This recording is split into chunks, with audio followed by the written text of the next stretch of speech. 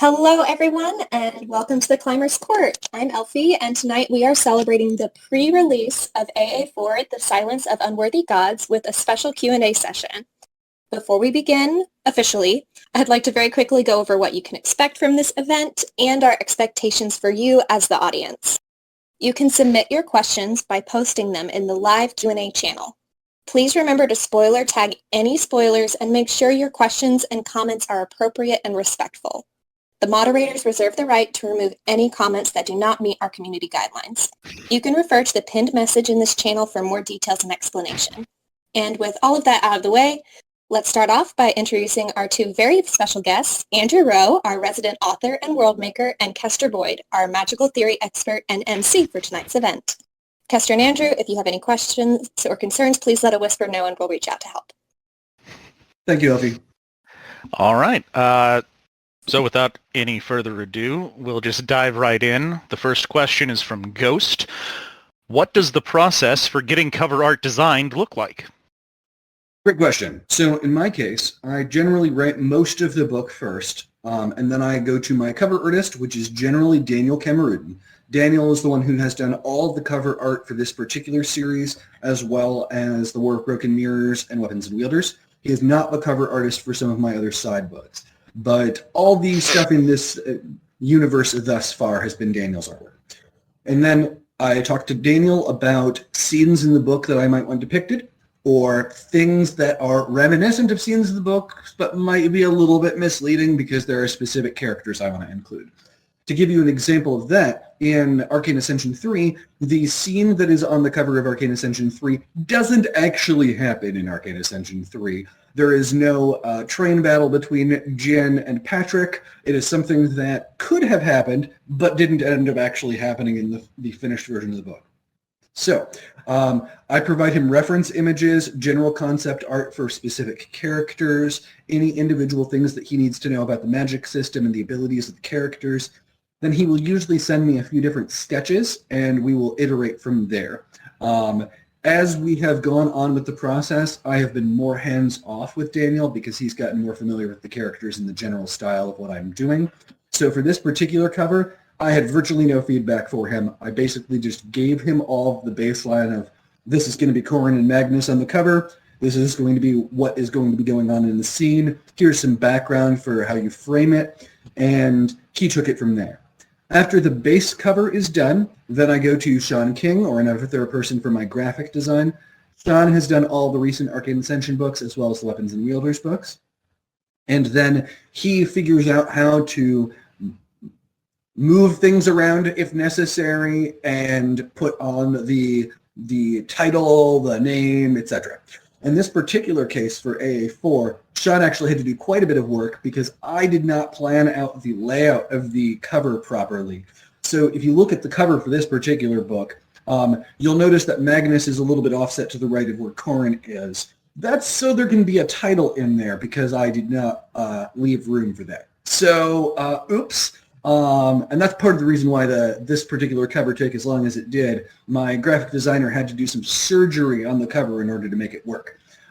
So thanks, Sean. I appreciate you covering for all of my mistakes. And yeah, we'll get a look at the cover without the typography at some point so you guys can see the work that Sean had to do to adjust that. I'll probably put that on my blog at some point.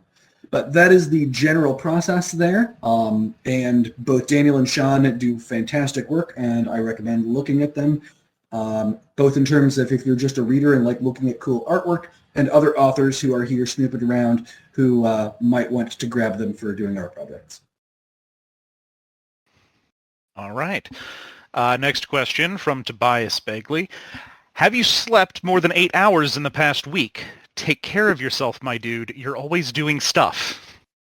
Other authors snooping around. Hi, Tobias. For those of you who are not familiar, Tobias is another author in this genre. Tobias just recently published a book in this genre. Please go Google Tobias and buy Tobias's book. Thank you. I appreciate you supporting me. I have had 8 hours in recent history. It wasn't yesterday or today, but at some point in the last week or so, I have probably had a total of 8 hours of sleep.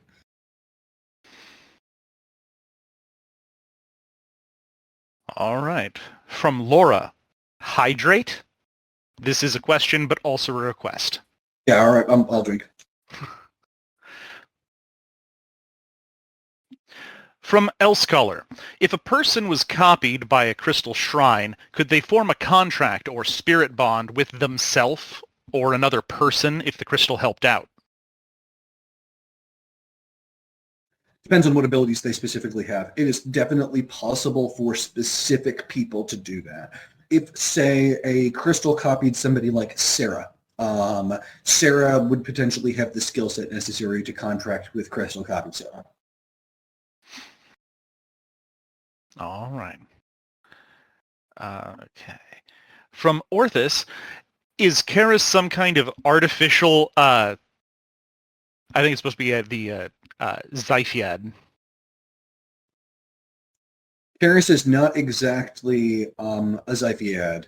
Karis has similarities. So by the way, if anybody actually understands the Greek language, please correct me on this terrible portmanteau that I created. But I'm making a fake word that is a portmanteau of Xiphos, a name for a Greek sword, and the mythological dryads, naiads, etc. So basically, I made another category of iads that are my little sword dryad things. That's in Edge of the Woods, which is preview content for a book that's not yet released. So if anybody actually understands language, please let me know if that's terrible. All right. From Arsim, what are the gains of the Farron Labs advanced armor generally? How helpful would it be to someone like Karis?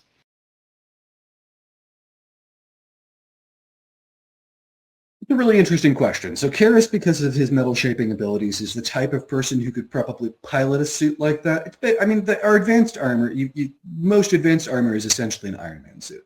Now, what's an Iron Man suit going to do for somebody like Karis? Well, if it's got things like features for specific types of magic that he doesn't normally have access to, that could be useful. There's also some utility in having armor. Karis can benefit from sufficiently advanced armor in general. Like, it is possible that there could be a suit of armor out there that is tougher than Karis that could take more of a beating than his skin could. There's not a lot of it out there at the point of weapons and wielders, but it does exist in the setting. The downside of that type of thing is it's heavy, it's cumbersome, and it impedes movement. And as a swordsman, Karis doesn't generally like wearing anything that slows him down. And the advanced armor probably would slow him down, even if it's really, really advanced. Just the way that you can't move your joints in certain ways with armor. Unless it's like liquid metal or something like that, which, theoretically somebody could come up with the type of thing that could do that, or maybe he could get his metal shaping to a point where he's just moving it all organically. But as of Weapons and Wielders 3 Karis, advanced armor would have pros and cons for it. From Elscolor, do all the sacred swords have ties to virtues like Dawnbringer? And what are some examples if so? Sure. Soulbrand has patience, for example. I think that's the only other one that we've called out specifically in the books thus far, but they all have specific virtues that are tied to the tests that are necessary to earn the swords. And each one of those virtues is tied to one of the specific medallions. They are not always 3 of them like what Dawn has. Some of them have more than 3 medallions and more than 3 specific virtues. From Locke, what is one aspiration you want to attain? Follow-up, how can this community help you reach them? Tricky one. I've got a lot of this. I'm pretty ambitious about these books. I would say the biggest thing for me right now would be making sure that the expanded universe content is successful. I really want people like Kayleen's books to be successful so that we can keep getting Kaylee writing more things for the setting and get other people that are authors contributing to this universe. this is a bigger universe than I can write for by myself. Even just the number of books that I have to write in order to get to what I consider to be the main plot is absolutely staggering, and there are still going to be plenty of other corners of the universe that I do not explore through that sort of main plot-focused stuff. So I would say if you want to help support me in terms of that particular goal, go read the expanded universe books, leave reviews, things like that. Also, leave reviews for my books in general, please. As a self-published author, I live and die on having reviews for my books. They are incredibly important. That's true for other people who self-publish books too. The algorithms on Amazon will support our books much, much more if we have good reviews and high numbers of reviews. So if you go and read Tobias's book, for example, and you enjoy Tobias's book, please leave reviews for Tobias's book too. From Laura, still breakfast? What's your sleep schedule like usually? Yeah, Jewel. That's pretty much what I should say on that subject. No, I've had a sleep disorder since I was a child, so that's something that you'll see reflected in my work. A lot of my characters have nightmares. I have nightmares. A lot of my characters have sleep problems in general. That is one area where reality is reflected in some of my characters. In this particular case, it was less about disrupted sleep and more that I was just working really late, but it is not uncommon for me to be awake until the wee hours of the morning, just dealing with my own personal medical issues and life itself. I used to work when I was in the gaming industry. My first job was working 7 p.m. to 4 a.m., and that was easier for me than working a standard morning shift was. So that gives you some idea of my ridiculous hours. All right. Yep, go ahead. Sorry, hate to jump in there, but Andrew, we've actually just been informed that the book is available in some areas. Oh, wow. That's real quick. So hold on while I go buy it. And for those of you who have already bought it, if you would like to discuss the contents of the book as you read it, please refer to the Tag All Spoilers channel. Yeah, I see it online. That's fantastic. Oh no, there's a line. The italics and stuff in the description didn't work. Okay, I'll fix that later. But that just goes to show how these things can go. There's all this code. Maybe that's just because it just came online. But yeah, fun times. I will have to fix that code for the book description at some point. And if somebody wants to do me a favor, you can go and post this in various subreddits and stuff while we chat. See if the preview is working. Maybe I could read you guys a little bit. It does look like this is up and running. Maybe I'll read for you guys at some point. We'll continue the Q&A for the moment, but maybe I'll read you a segment later tonight. The hype in the chat right now. Is there any segment that's safe to read? I mean, it depends on what you mean by safe. No, I mean like it's. I feel like it's like every other sentence is like huge plot development. So well, yes, I would have to read the beginning of the book, which would spoil that for anybody who is not planning to read it immediately. So maybe I'll do that toward the end of the stream so that people can escape if they don't want to hear the beginning of the book until say the audiobook release or that sort of thing. Okay. Well, next up we have Sabrina Rue. What helps decide what the final title will be by the time you finish a book? Themes, largely. I try to mirror the themes in the book, and then I always put it's got a science quote involved, and then I put a fantasy spin on it and try to make sure it matches the specific themes of the book. And for the first three, that was largely about the general style of magic in the setting and its ties to engineering and science and things like that. But in this particular book, as I mentioned earlier, there's more of a social justice theme to the book. And that the magic stuff is all still there, but that is an important element of the theme as well. All right. From Sekome, will Karis suffer from old age? Funny, I was actually just thinking about how I was going to be approaching that in the books last night. I'm going to say not in the traditional sense. Karis does not age in the same fashion that humans do. That doesn't mean that he can't change.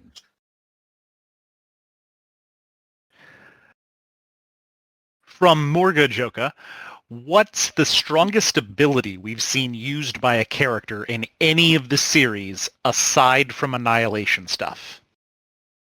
I mean, you took away the easy answer because Karis throwing an Essence Breaker is definitely the strongest individual ability that you've seen thus far.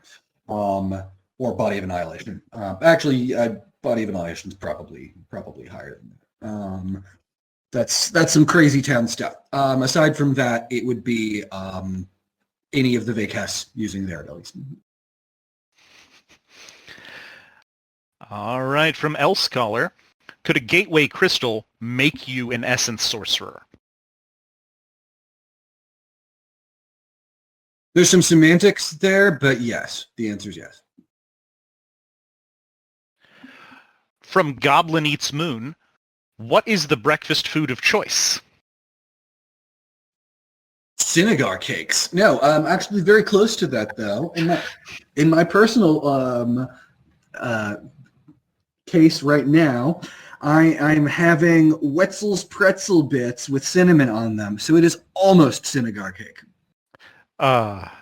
Very nice, very nice. I was halfway expecting the answer to be chicken curry, though. I have absolutely had chicken curry for breakfast. So for all these people who are like, wow, what a weird fantasy setting that somebody would have chicken curry for breakfast. No, I've done that. There's a restaurant in the area that does curry on Thursdays, and they're phenomenal. It's Japanese style curry, so it's more of a sweet curry, and it's really nice. From 2 Chaos, is Corin's life a carefully constructed test for someone else? And how does Corin deal with the existential dread that this is a possibility? There is a lot of like, is this soul setting a simulation? Is any of this real kind of themes in the series as a whole? But is Corin's life just a test for somebody else or something? Nah. Even if Corin was in some sort of test or simulation, his life would still be his life and would still have meaning independent of that.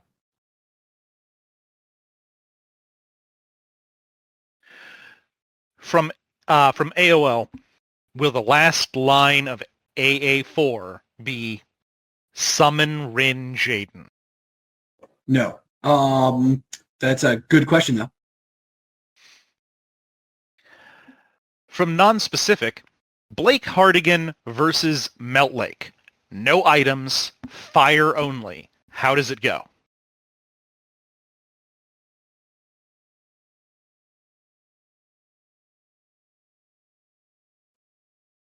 That depends on which Blake Hardigan we're talking about.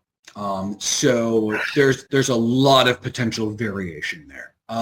If we are talking a prime Melt Lake against a standard issue Blake Hardigan, Melt Lake actually probably has an advantage if Blake is itemless. But there are lots of other cases of different Blake Hardigans, so that gets deep into spoiler territory. So I'm not going to say too much there, but there are cases where a Blake Hardigan might be able to outperform the current strongest Melt Lake that we've seen. Melt Lake is there's a lot going on there too. So yeah, I'm just going to stop there. From Laura, is there another trans femme or lesbian character that we do not know of that we will be made aware of in this book? I'm trying to think about that. I don't think that there's anyone who is out in this book that you are not already aware of. There is a there are trans characters that are very obvious on screen in Edge of the Woods. but I don't think that there are any new ones that I can think of off the top of my head in AA4. From L Scholar, could a shadow using combat and solid illusions make usable wings for themselves? Sorry, which specific attunements did you say? A shadow using the solid illusion abilities, could they make functional wings? Yeah, theoretically at a high enough level they could, but like it would be hard. But yes, it is technically possible. They're not the best attunement for that purpose, but it is technically doable. And give me a moment. I'm going to go get some water. I'll be back in a moment. I'm going to get myself water as well.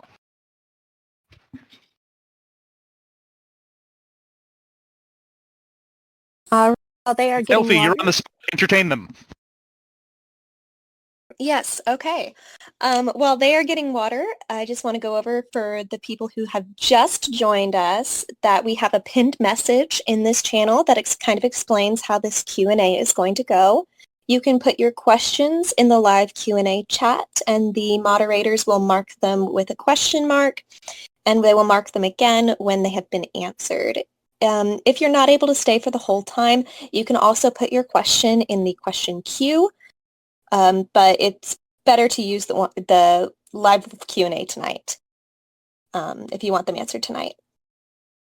Oh, and kind of big thing, if you don't know already, the book has been released in some areas. So there is also a pin with the link to the book so that you can check it out. If you're going to start reading it and want to live blog about it, please use the Tag All Spoilers channel. And welcome. We're so happy that you guys are here.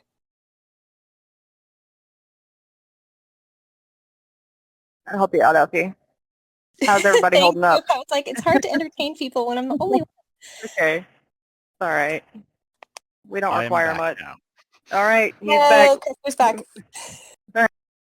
I'm doing fine. I didn't have a glass of water ahead of time, so I just noticed as I'm reading questions, my throat is getting tighter and tighter, and I'm trying to figure out what is going on. It's because I haven't been drinking anything. Take a minute to drink if you need to. I'm good. I'm good now.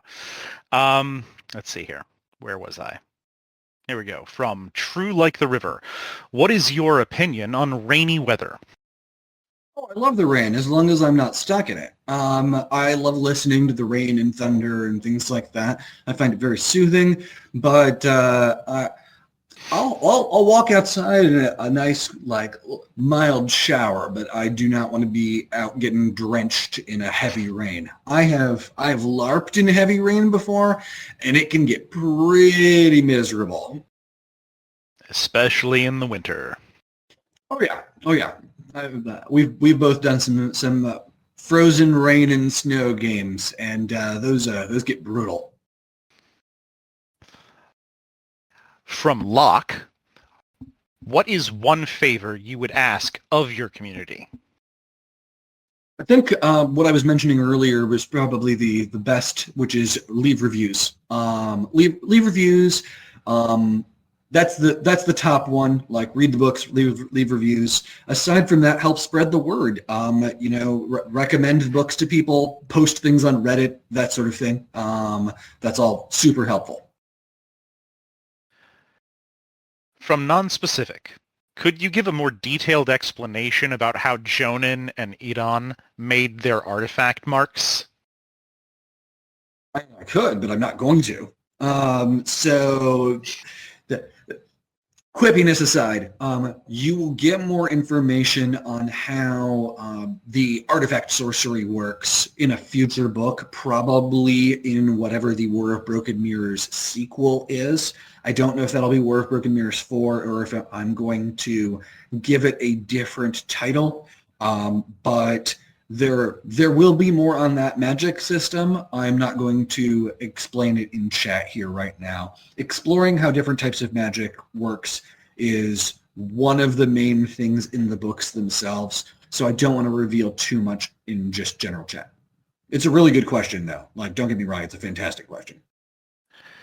From Rorbert, does this book span a full school year or into or past the breaks? It spans one semester and a bit after. From Brooke, how many times has Karis done something in the name of self-improvement that would have killed someone who isn't Karis Silurian?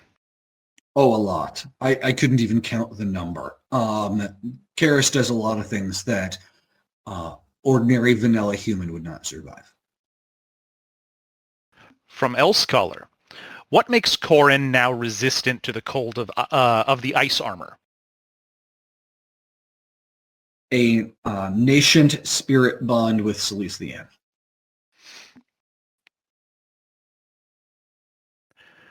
From Spoit, with the later books moving away from it a bit, how are you feeling about the tiers having numbers attached to them in the earlier books? Are we talking about things like Carnelian, A, B, C, D, that sort of thing? Unsure. Assuming that that is what we're talking about, I did not do anywhere near enough with the grading system. There is not a sufficient amount of granularity between the ranks to have Carnelian, A, B, C, D, whatever. Since there is no meaningful actual advancement in terms of powers when you go from Carnelian C to Carnelian B, those ranks probably should not exist. In future books, when I have a similar type of system designation, I will probably not have any ranks that don't have concrete power upgrades. If you're talking about, now that I think about it, is spells having tiers, where there is a reference to Permafrost Cascade being like a tier 4 spell or something like that in the first book, that absolutely should not exist either. That kind of designation is a holdover from when I was going to have a purely numeric system for that type of stuff. And much like there is one reference to general mana that I know of in the first book, just shouldn't be there anymore. From Al, though not exactly putting it in real-life cultures, your fictional cultures have been inspired loosely by Western, Japanese, etc., and have different races in it. What part/culture of Arcane Ascension world is closest to South Asian culture, if any?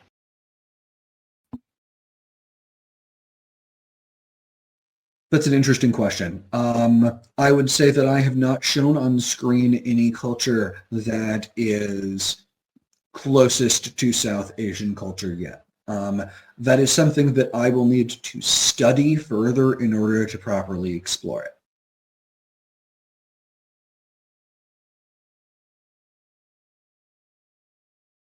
From Arsim, are you still actively creating new lore for the series, magic or otherwise? Or are you just focusing on making everything work for novels? Oh, I am still absolutely actively creating stuff. For example, in the game that I'm running for Kester & Co. right now, I am exploring the continent of Dania, and as Kester can tell you, my map shifted between games so drastically that it became almost completely unrecognizable. So yeah, I am very actively working on content related to certain specific areas that have not been previously explored. There's a lot of lore there for continents like Tyrrhenia already that I've played with in previous tabletop games and things like that. So Tyrrhenia is pretty well set. Artenia is going to get some shifts because of Rin's books. But there are a couple continents out there that I've barely tinkered with at all. And so, yeah, absolutely working a ton on Dania right now, which is where the Edge of the Woods takes place, as well as a tabletop that I'm running for Kester and a bunch of other people. And then some of the other areas that I have explored in the past are going to probably be getting substantial revisions. Continent of Violentor, for example, that's probably going to change drastically from its original like LARP format before it actually gets into books. Yeah, that map was a shock. Because I remember during one of the games that we went to the whatchamacallit, the first Accord. Yeah. And it was like that was like half the map. And then we got the updated map. We're like, where did we go last time? And it's like, oh, it's too small to see now. Yeah, so from a concept standpoint, the original version of Dania was a very traditional Dragon Quest style setup where it was like a Mazoku empire and a human or human allied empire, and the end state was that the Mazoku have half the world and the allies have half the world. That was the kind of high concept of it. You know, it kind of plays off the original Dragon Quest, the Ma'o, or you usually get this translated to something like Demon King or something like that, offers half the world to humanity kind of an ending. I play off of this kind of thing in How to Defeat a Demon King in 10 Easy Steps as well. And so the default state of the content of Dania was originally going to be there is a half the world split setup. The end state that I currently have right now in the tabletop looks nothing like that. It is a much more complicated setup, and I think more interesting.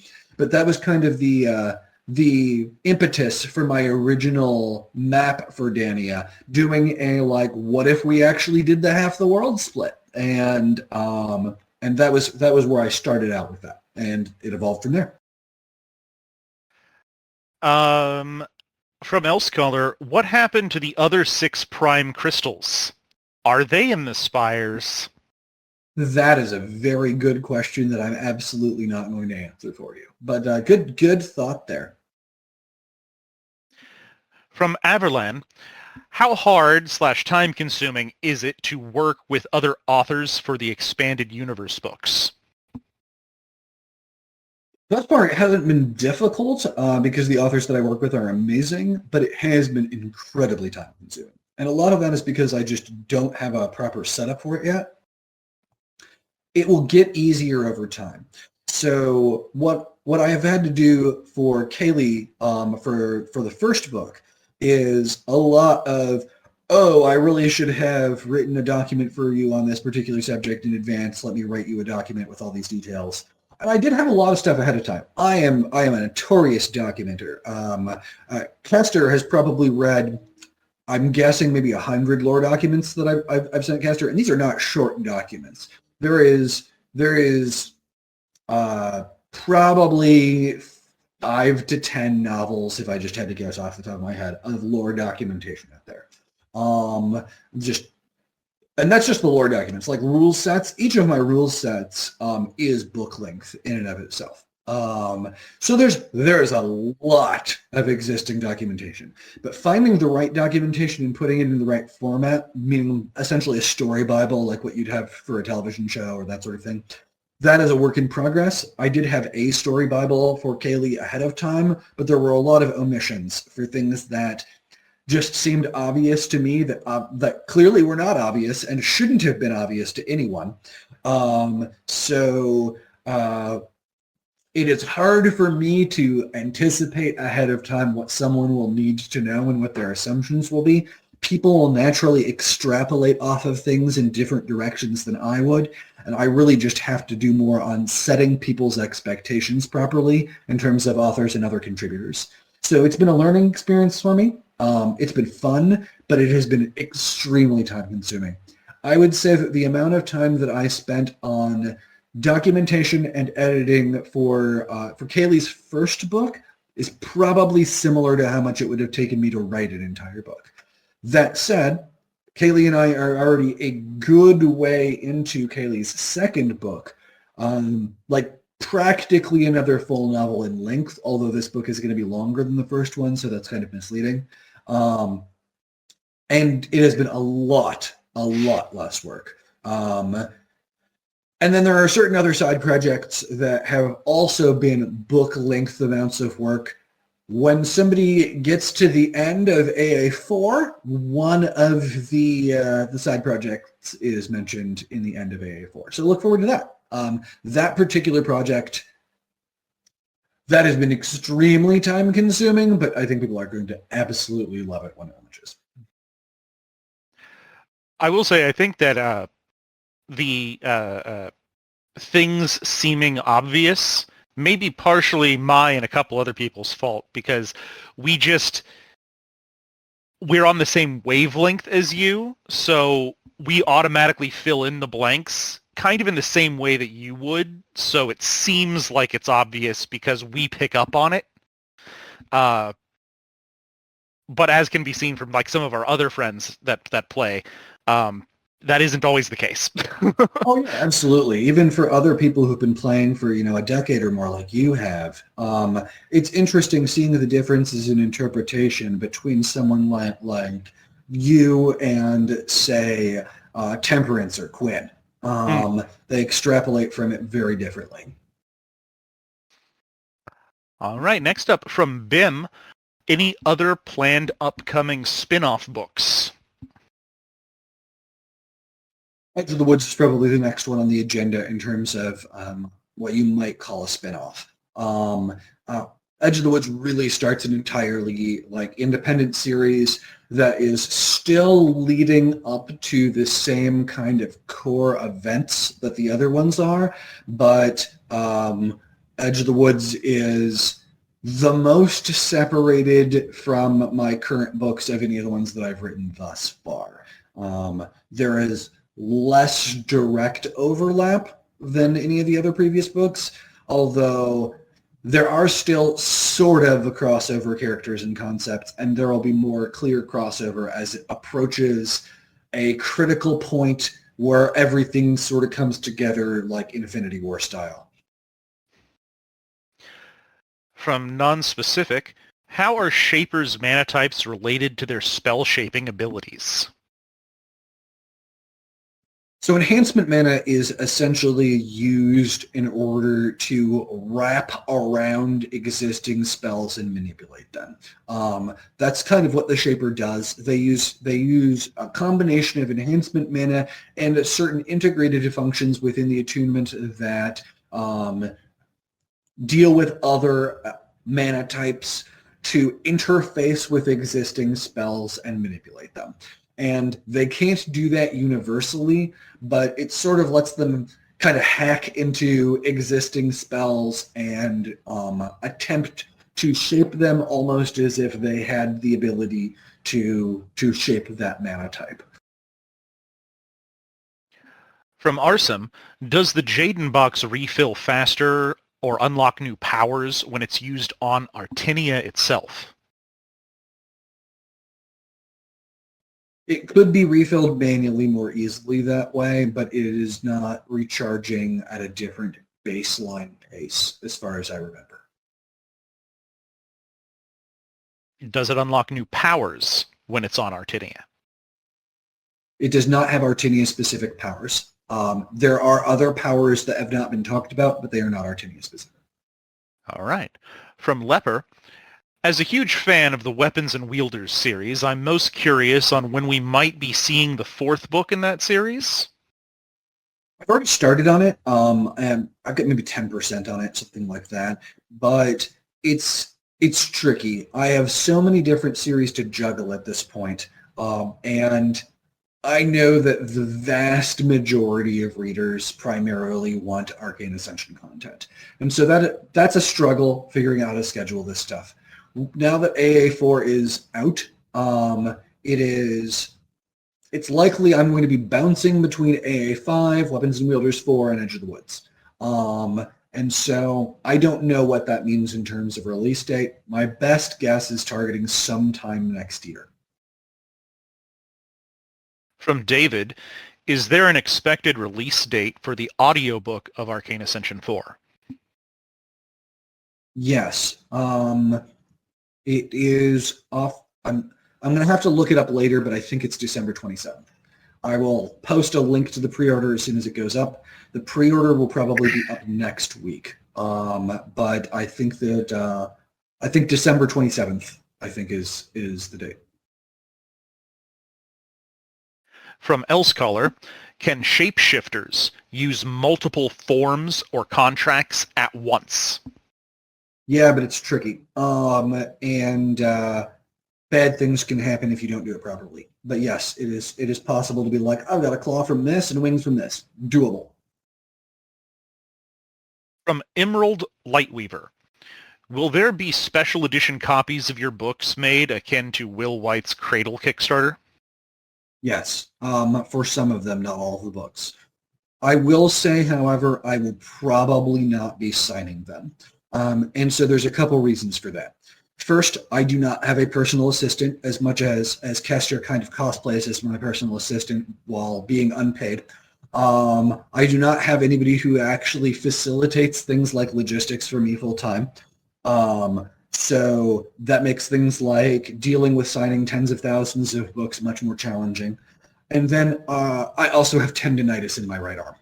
And signing 20,000 books like Will did, I probably wouldn't get 20,000 backers like Will did. Let's be fair. I probably have somewhere between a tenth and a half of Will's general sales count. But even if it was 10,000 or 5,000, I could not physically sign that many books without causing myself bodily harm. So realistically, I should not be doing massive signings, and that's just the reality of it. I'm doing physical therapy, but for the immediate future, I probably will not be doing any kind of major book signings. From Tobias, is there any author who you'd love to work with, alive or dead?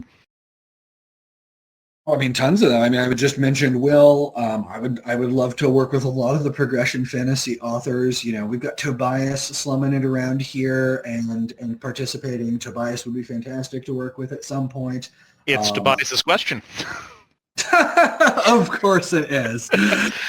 Yes, you're on my list, Tobias. You're fantastic. So yeah, basically, if you read our progression fantasy, there's kind of a general group of authors that you see around there a bunch. People like Tobias, people like Sarah Lynn, Will White, Luke Chimalenko, people like that are kind of the core crew over on our progression fantasy.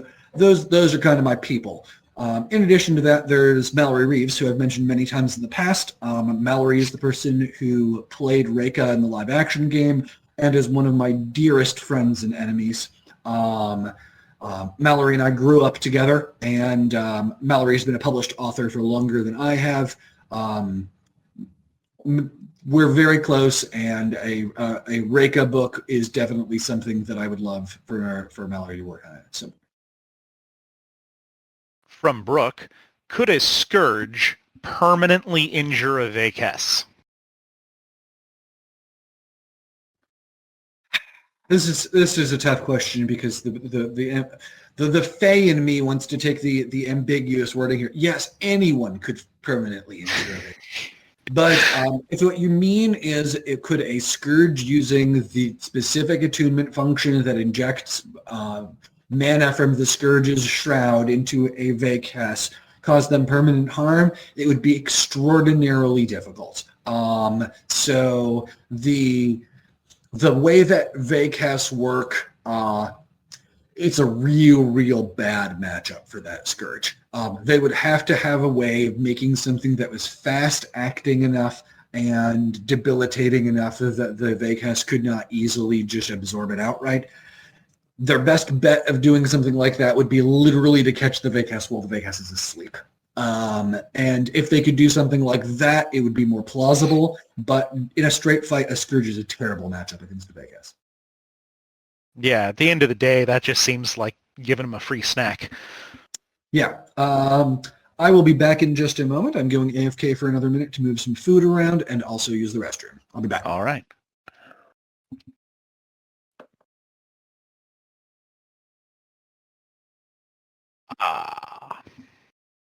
Right, now I'm on the spot. Yes. I'll help if you need it. I need to refill my water. Elfie, you're back on the spot. Of course. All right. Elfie, I'm here to help you. I'm only Yeah, here specifically for this moment, okay? Any other time, you're alone. I'm sorry, but I'm here for you. Well, I hope everyone's doing well. I appreciate it. You're here for me in spirit, and I Yep. appreciate that very much. Okay, thank you. Hi. I hope everyone's doing okay tonight.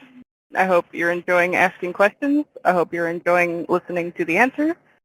I hope you are enjoying typing in chat and all the other things. You know, who is that boy in my PFP? It's my son. I don't know if you've known him or not, but his name is Jen Dalen. He's okay.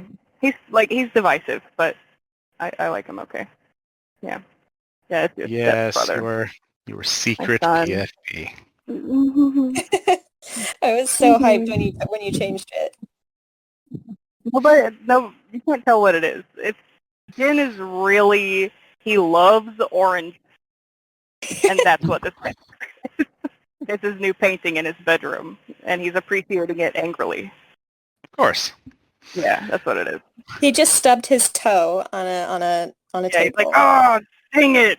Now I have to stare at my wall, which has got fire on it. Yeah. I'll show what the full picture is, which is just him in his bedroom looking at his orange wall in about 2 or 3 weeks once people have had a chance to read the book, as well as another artwork that exists and is a Corin looking angry. That's what I'll say. All right. I'm leaving you now. Goodbye. Lots of stubbed toes in this book, guys. So Lots of many. stubbed toes. So many ouchies. I just don't understand like what the purpose of it is. Like I understand like doing obstacle courses and things like that, but having like the combat class set up just a dark room filled with end tables, I'm not sure what the purpose of that was for. Oh, don't forget the Lego bricks. And they had to do it barefoot. That's right. I am back now. I also want to briefly mention a couple other authors that I would love to work with. John Bierce, the author of the Mage Errant series. I love John's work. We both write magical school content that has some very similar elements in terms of examining power structures and in terms of our magic systems. So John would be fantastic. And also Ursula, I don't know if I'm pronouncing that correctly, the author of the Forge of Destiny series, which is another sort of magical academy-ish thing, but with more of a cultivation or Chinese martial arts style. Both of those authors are fantastic. Strongly recommend them. All right, and now that you're back, from L Scholar, what would be the easiest way to undo a Vakes's stealing, if possible? There is no undo button for that. There just isn't. The best hope that you have is repairing the damage somehow and working through it, as we see with Lydia. And that isn't always possible. It depends on how much gets stolen and how it works. We will get more into how their damage functions and that sort of thing, probably in the magic theory stuff in Dania. You'll get a better idea of what the Vakes might be doing and how that could potentially be worked around. But there is no easy fix. From Laura, what attunement has the most unexpected ability usage that is probably slightly too powerful, but it's fine because nobody uses it? And what is that ability? Wow, what a great question. You're kind of putting me on the spot here, but let me think for a sec.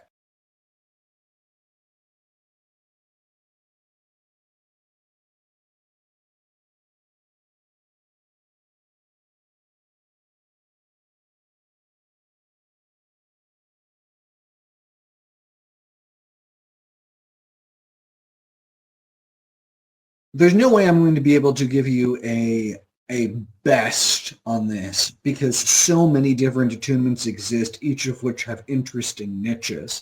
But I would say that there is a huge underutilized niche for people using attunements to power technology in general. That is something that is being used to some degree already in Caleford. But they haven't really tapped into the market for doing that sort of thing yet. There is a lot of possible exploration of that as people understand certain basic things about how the physics of the setting work. But we'll explore more of that in future books. I do probably intend to advance the timeline at some point, so you might end up seeing attunements being used for powering more tech and more battery style stuff or that sort of thing. But I don't want to get too much into detail on that just yet.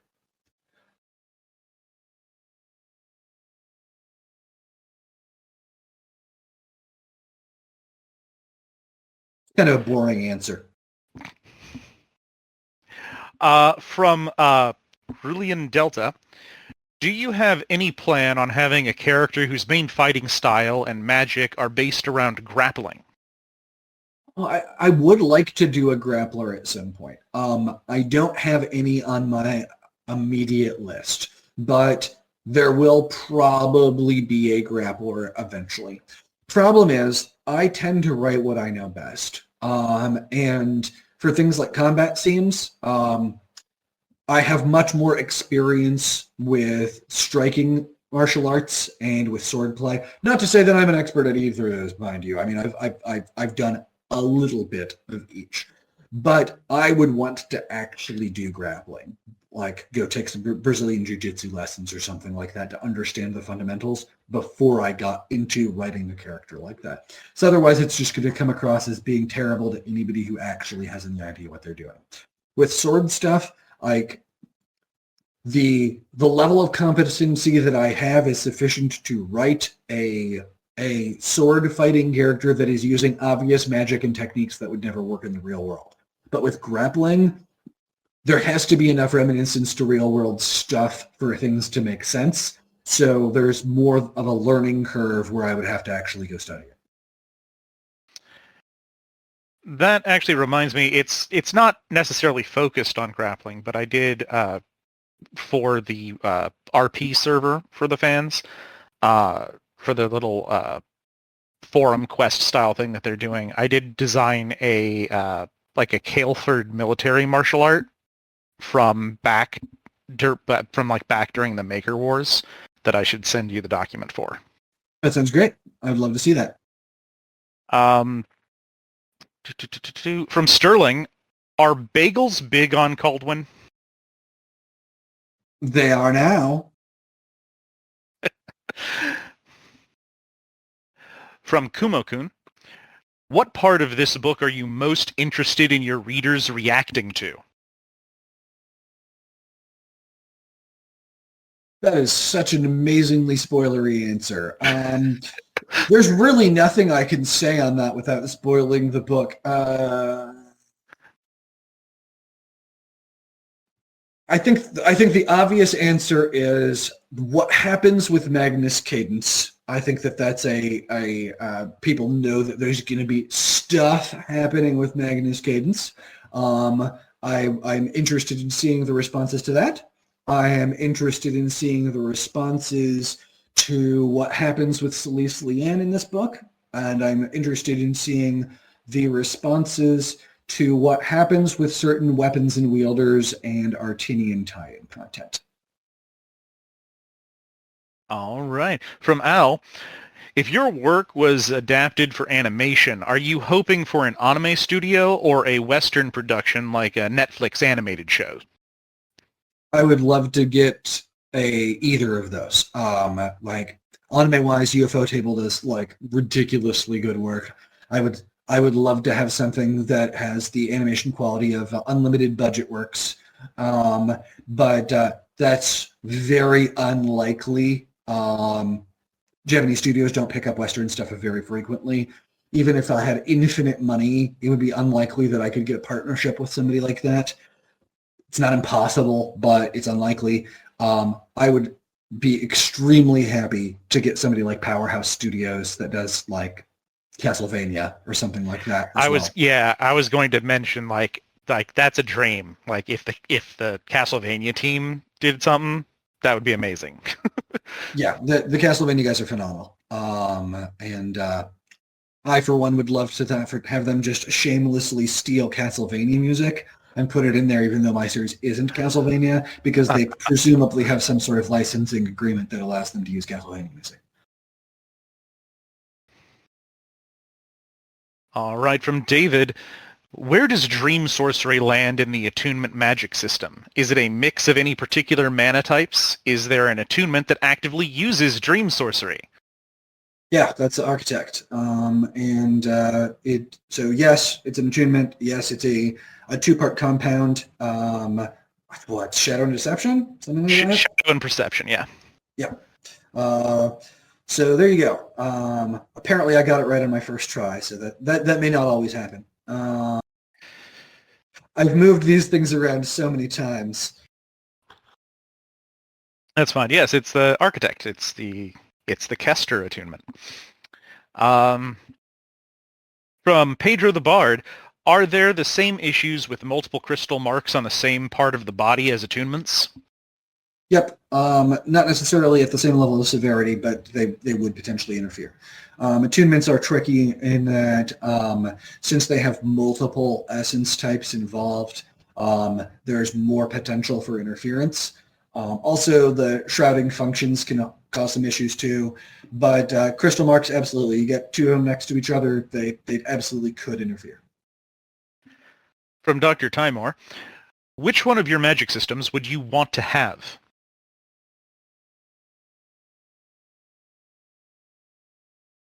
That's a tough one. I would lean toward either Spirit Arts or Essence of Sorcery because they allow for more personal choice in terms of what skill set you end up with.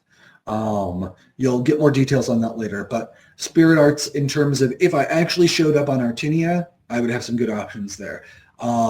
If I actually showed up on Dania, I would have some great options there in terms of Essence Sorcery. And so because of the degree of personal choice involved, I think I'd probably lean toward one of those.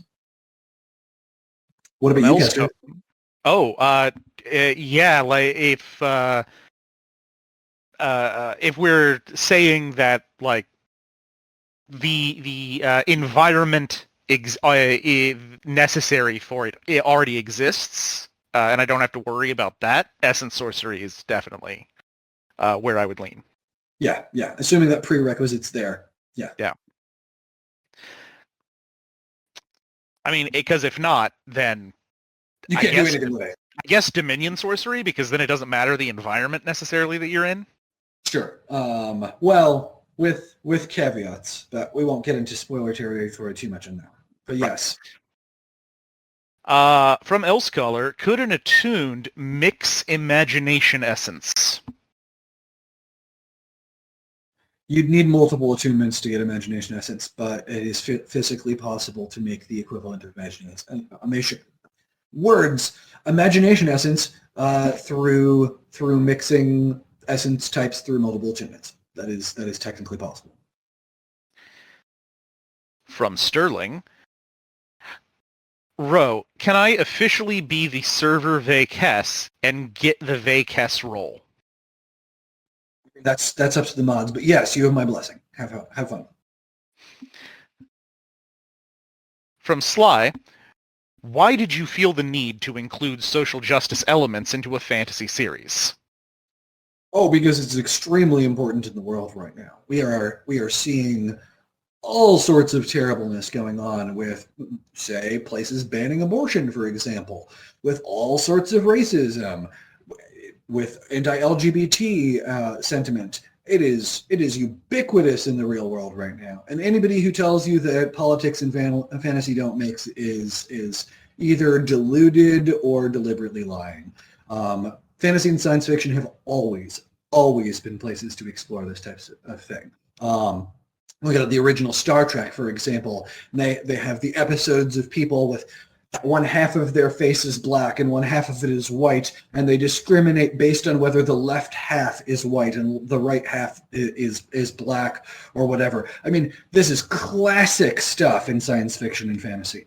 The thing is, we, in many respects, have not even gotten beyond that. There are areas where our society, on a world level and on a country level, has made tremendous progress. Gay people are much safer in general than they were in the 1960s, but we're also seeing areas where things are regressing in terms of laws and the social justice environment in the world today. If you look at book reviews for books, I mean, look at the one-star reviews on Sufficiently Advanced Magic. More than half of them are complaining about it having gay people in it because a boy asked a boy out on a date. The fact that we are still here today with seeing that kind of anti-LGBT sentiment, that we are seeing things like people in complete seriousness trying to ban abortion in times like this, it is absolutely ridiculous. And so, yeah, I absolutely need to be addressing things like that.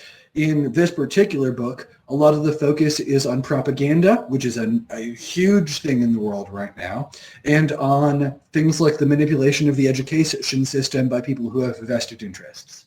So that mirrors things like, say, the Daughters of the Confederacy, who historically have influenced the books in the United States for our education process, and have resulted in falsehoods being in our books for, over a century now.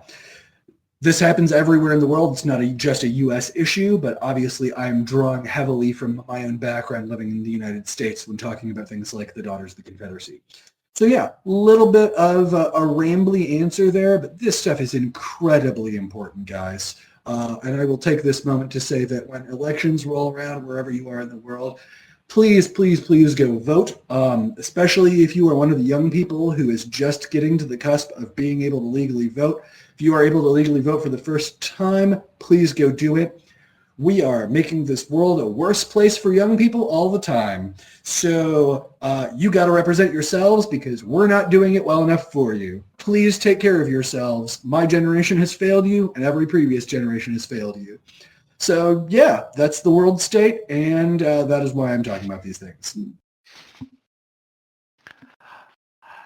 Next, from Kios. Thank you, by the way. I would never have guessed that.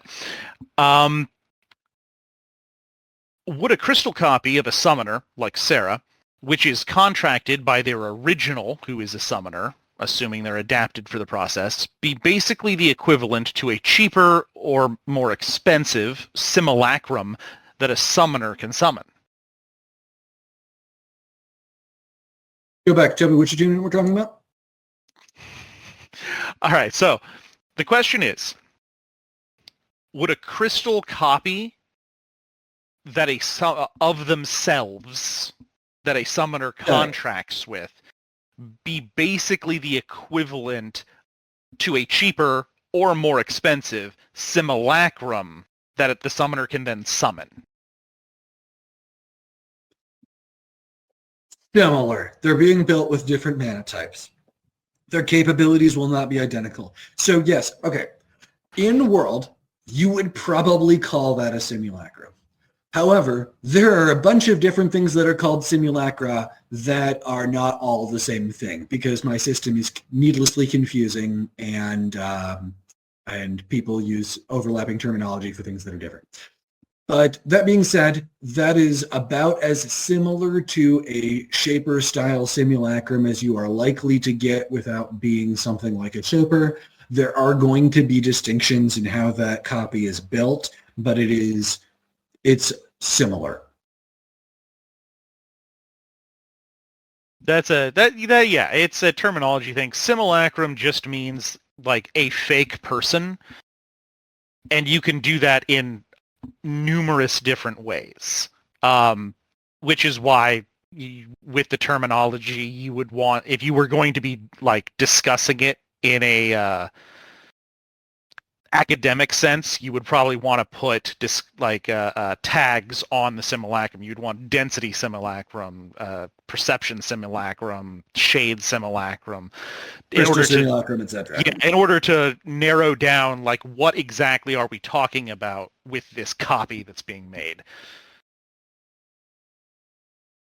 Yeah, so I agree with your assessment there, Kester. That is a good answer. From Pedro the Bard, we know that there's time shenanigans going on, but are there regressors in your universe? Oh, that's a great question. Sort of.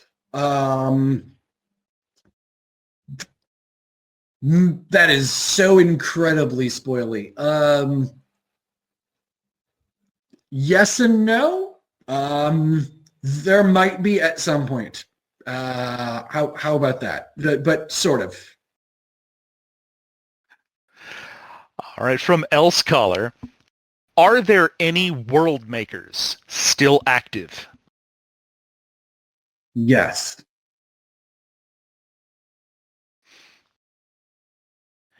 Also from L Scholar, does Farron have attunements? And which, if any?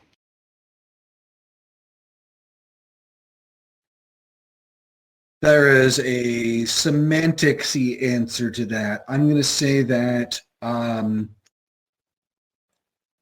Farron has a magic set that is attunement-esque, but not what people would normally qualify as attunements.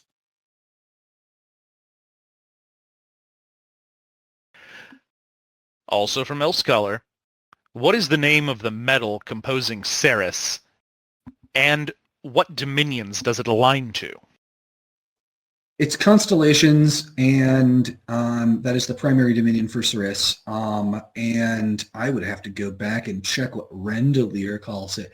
So fun fact, originally I just called that Rendelite, and that was a kryptonite joke, because the Ceres is made from material from a dead planet. But Luminite, I think, is what we called it on Rendelier when Rendelier was running. I think Luminite was the name for the material. All right. From AOL, how many times has a weapon with the hilt of Flowbreaker been broken? A lot.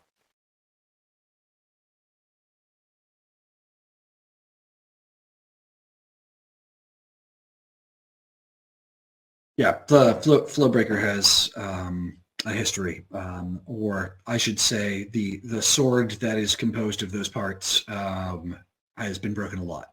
You'll actually get quite a bit on that in this book. So if you're a fan of the Flowbreaker plot, there's a decent bit of exploration of that type of stuff in this book. From non-specific, how hard would it be to make something like Dross in the setting?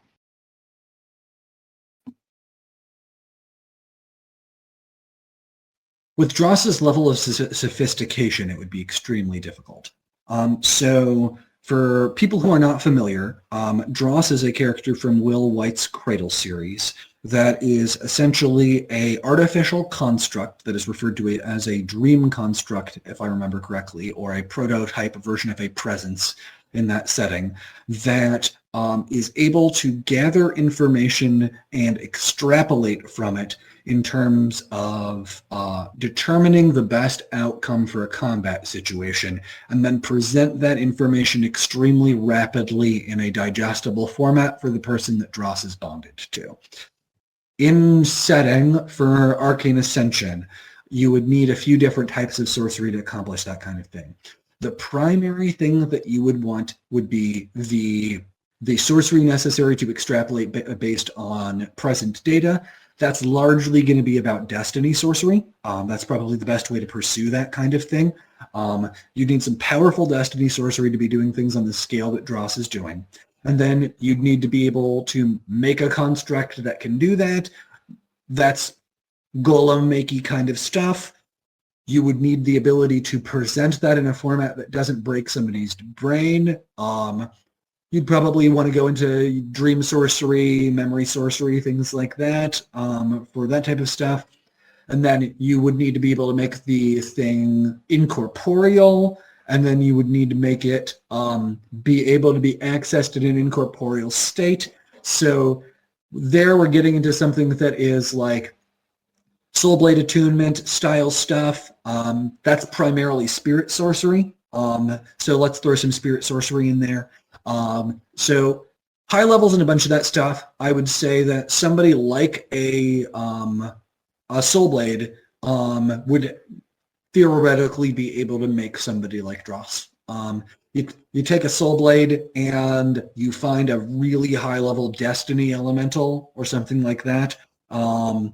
You might be able to make a Dross-like entity that way. From Dr. Timor, if Corrin were to storm Nakatomi Plaza on Christmas Day instead of Hans, would he succeed in killing John McClane and getting away?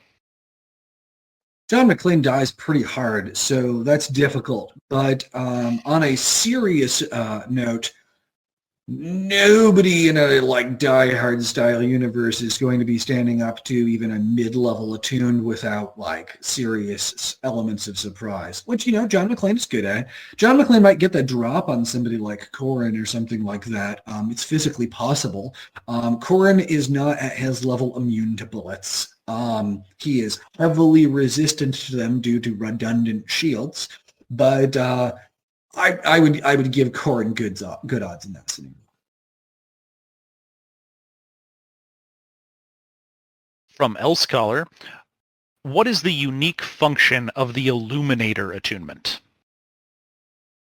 I don't even have that. Give me a second to see if I can look it up. But it is very vague. All your documentation says is that it's basically something to do with auras. Oh, that's super helpful. Thanks, past me.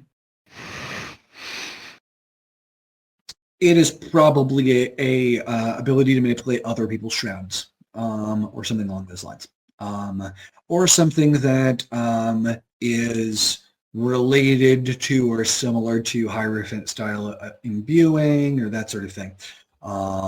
There's lots of shroud-specific stuff, but yeah, I'm going to give you I don't have a clear answer to that right now. That's the honest answer. From Newbie1, Karis says Corrin is further along than he was at that age. Is this true, or was Karis just complimenting Corrin and not understanding their real levels? Oh, no, that's actually probably true. I mean, their abilities aren't entirely analogous. So in terms of like what type of sorcery Corrin can throw around, it's true.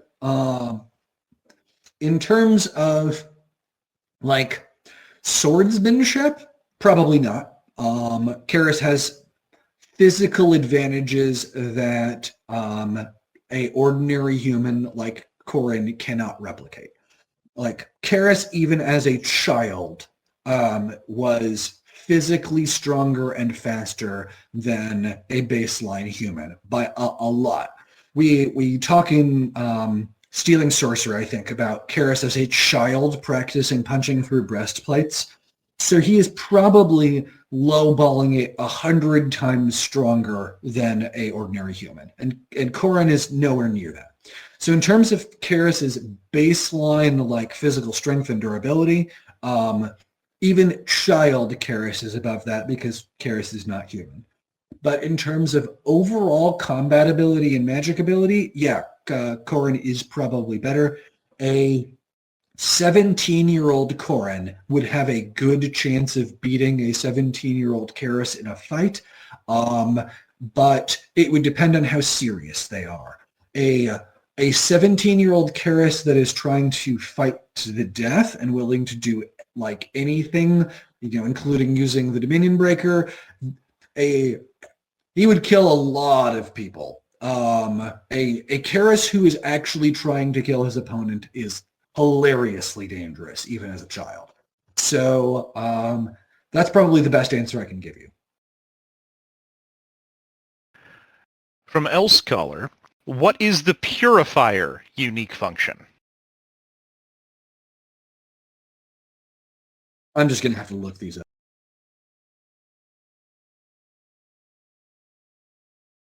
I have nothing useful to tell you on this subject right now.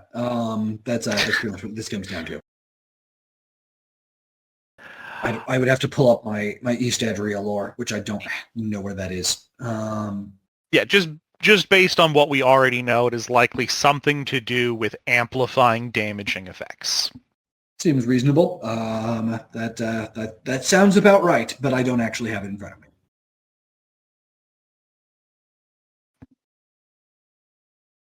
Okay. From Arsim, this has been bothering me for a while. Why didn't Edria Fang's armor have any defenses against metal sorcery? It did. I mean, it has general magical defenses, but sufficiently powerful magic can overcome that. People on the level of your Karases and your Tervises and people like that, they can work around that kind of thing. We have seen Karas manipulate magical items on a number of occasions, and the same is true for other people who are at a sufficiently high power level.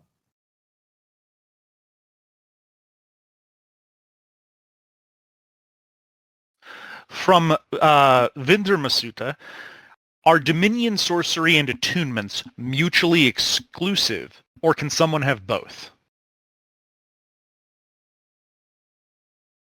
It is physically possible to have both, but you probably wouldn't want to for reasons.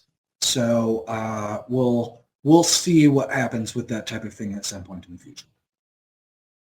Oh, and I see. Sorry about the specific attunement questions. No, you're fine. You can ask the questions. I just probably am not going to have answers in front of me because I don't have all my documents open. Anyway, go ahead, Kester.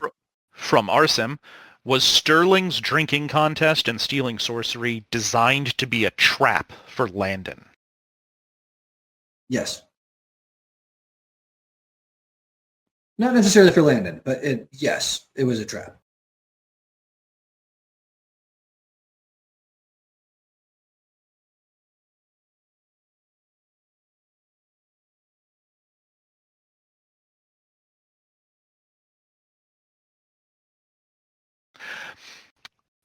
I'm not entirely certain where this one is coming from, because I do not recall saying it, but Elscholar, Jace, according to me, somehow bought his absurd number of Dominion connections. How did he do that?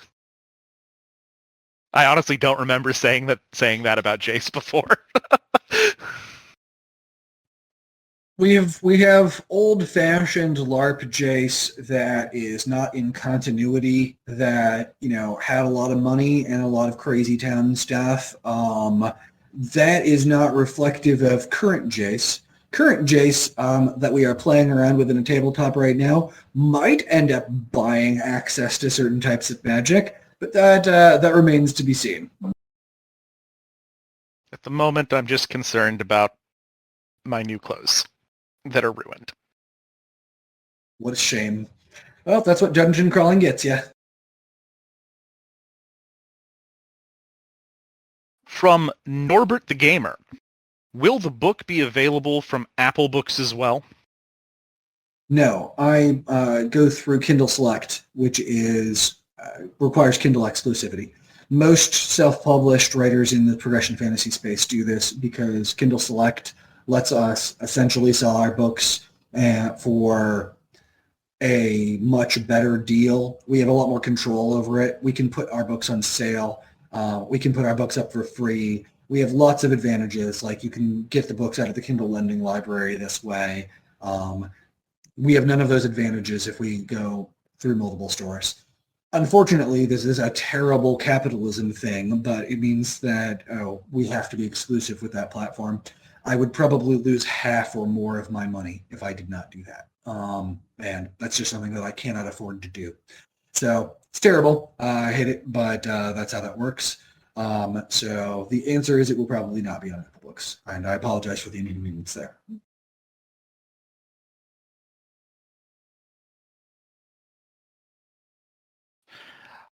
From Kios, oh god, I've lost it. There it is. What happens to a true summon when they are unsummoned? Are they stored in the attunement or someplace like the Spire? They are stored in an extra-dimensional space that will be discussed in AA4.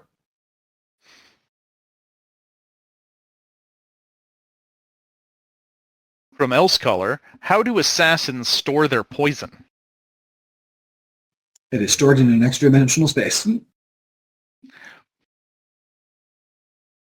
From Arsim, any fancy names you can share for the sacred sword amulets that we encountered, like Twilight Edge's Hero's Last Breath?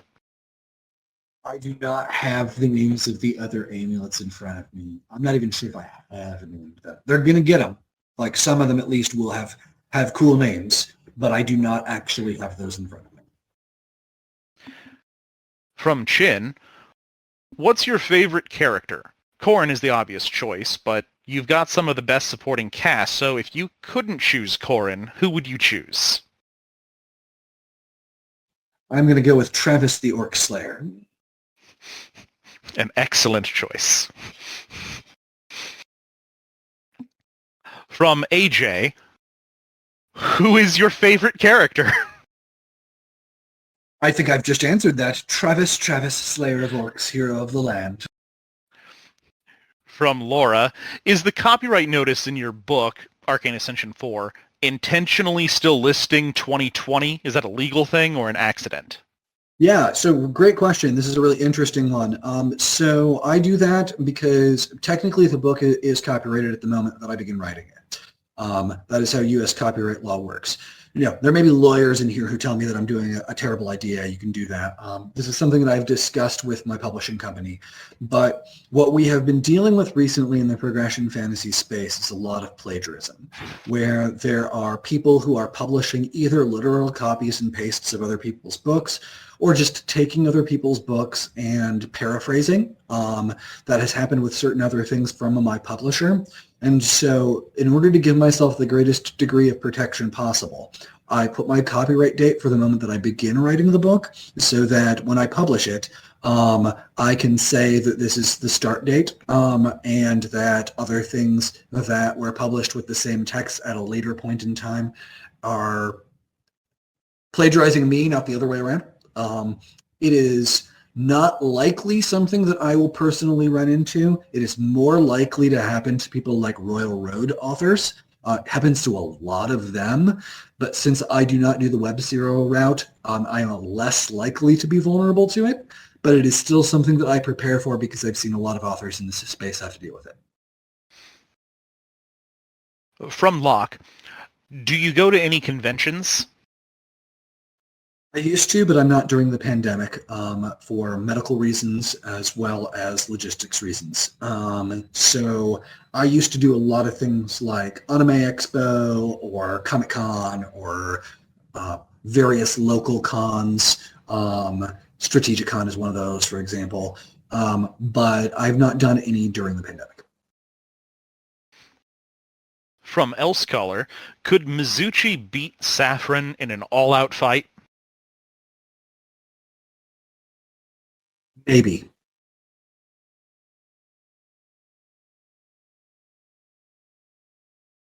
From Spoit, will the Spider Division come up again? Yes. From Arsim, why did Katashi decide that he wasn't in a position to heal Sarah? Couldn't he have acquired the Goddess's Tears? There will be more information on that, on Katashi in general, probably. Arcane Ascension 5 or 6. Not everything is as it appears to be with Katashi in any zine that you have seen with Katashi. I'm just going to leave it at that. From Orthus, what's Kester drinking tonight? Tonight I'm drinking Colombian coffee and a glass of water. From Entity, can you beat Sans? I wouldn't want to. In any scenario where you're fighting Sans, Sans is in the right. I have never played a genocide run in Undertale, and I do not intend to. From Ghost, do you have a list of keys for each Dominion that you can share? Eventually. It is going to depend on what version of the game I end up publishing. So There's, yeah, I need to wait until I figure out what's going on with a publisher for a tabletop game before I do that. When I have a clear answer on whether or not I'm going with the current publisher that I have been talking to, I will probably either A, publish through them, B, pursue a second option as quickly as physically possible because I really want something done on this, or C, just go ahead and self-publish something, at which point you'll have access to more rulesy stuff, keys, etc. Also from Ghost, do you have a list of alchemical ingredients you can share and what dominions they're associated with? I do have things like that in lore documents, but you've probably seen lore alchemy and lore herbalism and stuff. But again, this is something that we'll probably have to wait for tabletop RPG stuff. Yeah. From Lav, my son, Fishiel, wants to know, can a Vakes steal Karis's annihilation power? Sounds a little fishy to me, but no, actually, I'm just going to hard no that. If they could, they would have by now. There are reasons why that doesn't work. Karis is just too spicy. From Elscholar, what would be the benefits of eating a world maker like the inhabitants of Zixis supposedly did? Read and find out. From Chuck Testa, what kind of creatures are the sea creatures in the water of the Caldwin map? I'd have to look at the map, but if it looks serpenty, it's probably Wani, which is a Japanese-style sea serpent.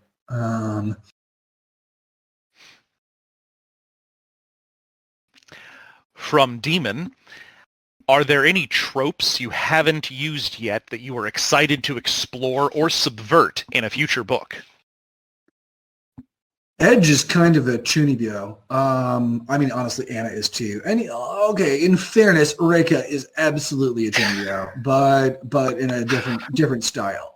So I would say Reika is the chunibyo that thinks everything runs on narrative causality, and she's a romance novel chunibyo, whereas Edge is more like your Megumin from Konosuba, where he's like, I've got this dark power burning in my right hand, kind of a chunibyo, and that's always a fun trope that I love. I'd say that Jace is also a firm believer in narrative causality, and we have recently seen that go very poorly for him. That is very fair. All right, what do we got here? We got from Guarung.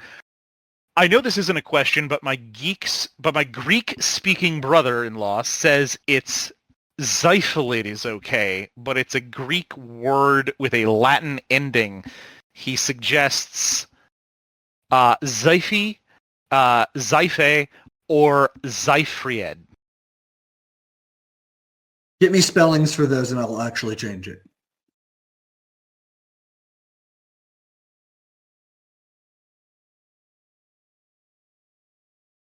Let me get the next one real fast before I navigate away. Oh god, it put me back at the top. Next up is from David. Is Professor Vellum more powerful than Professor Meltlake? That really depends on how you quantify power. In terms of attunement level, no. In terms of certain other factors, you could argue the answer is yes.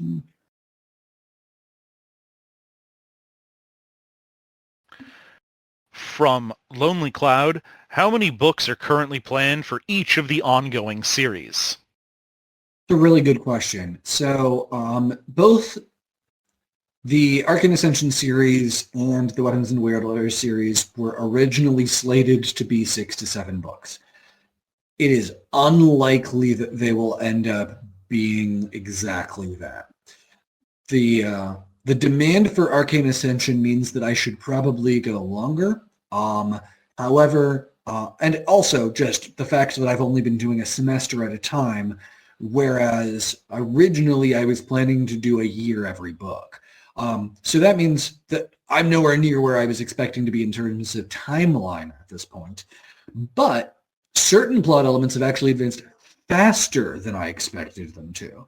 So what I will probably end up doing is wrap up Arc 1 of Arcane Ascension in a book or two. So in book 5 or 6, I will probably wrap up a main story element for Arcane Ascension, then pause, do a bunch of other things, and eventually come back for another entire Arcane Ascension series.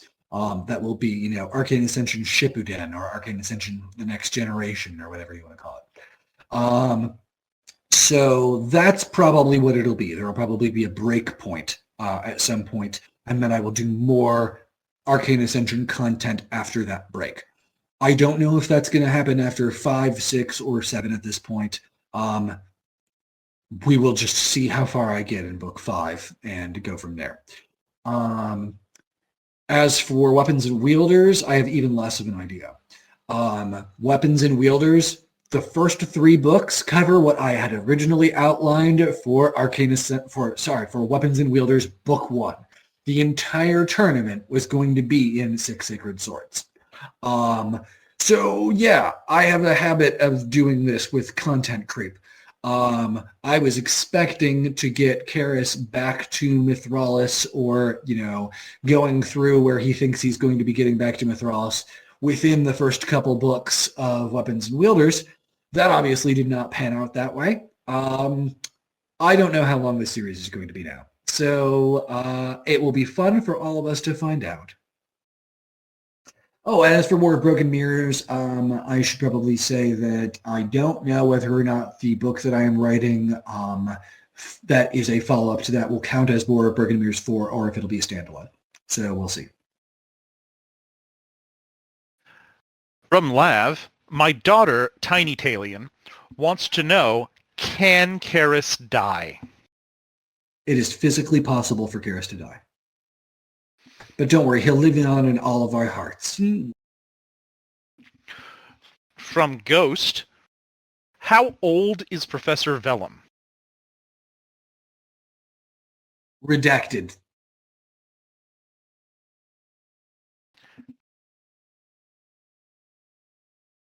From Darmaid, I don't know if this has been asked, but I'm a hardcover snob. I love your books and was wondering if there would be hardcover reprints at some point in time. For Arcane Ascension, yes, probably. For the others, don't know yet. Okay. I have to take my dog outside real quick. Okay, I'm going to take this opportunity to go have a drink break then. I will be back in a couple minutes as well. So 5-minute break, everyone. All right. See everyone in 5 minutes.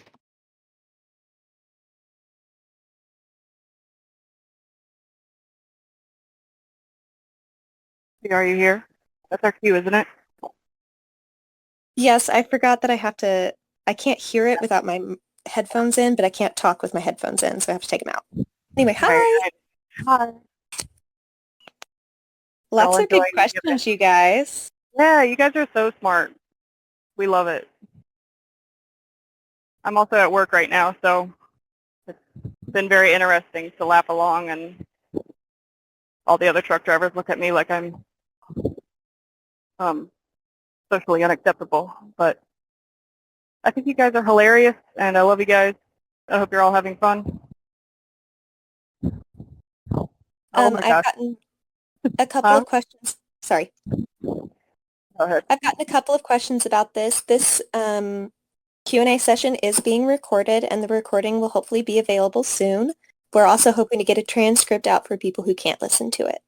Yes, and if you are someone that's interested in helping with the transcription, you can DM me later on. It's going to take a few days. I just plan on spreading out evenly, maybe 10-minute chunks for everybody to get through, and then we can get it out for our hard of hearing and deaf listeners or anyone that just wants to read along as opposed to having to listen.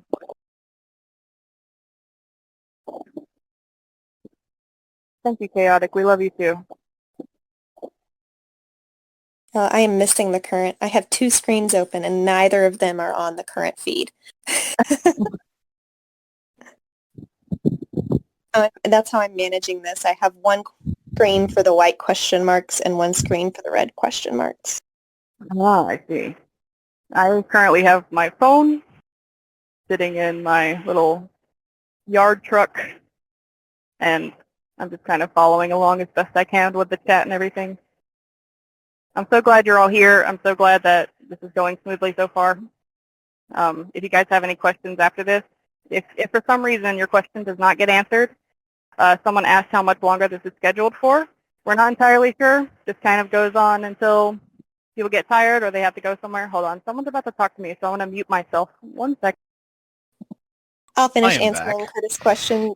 These events usually last for as long as Andrew wants them to. Yes. Kester is back. Hi, Kester. Loose grasp of time. They just will go until some other force acts upon them. Yeah. Like gravity or something. Or getting tired.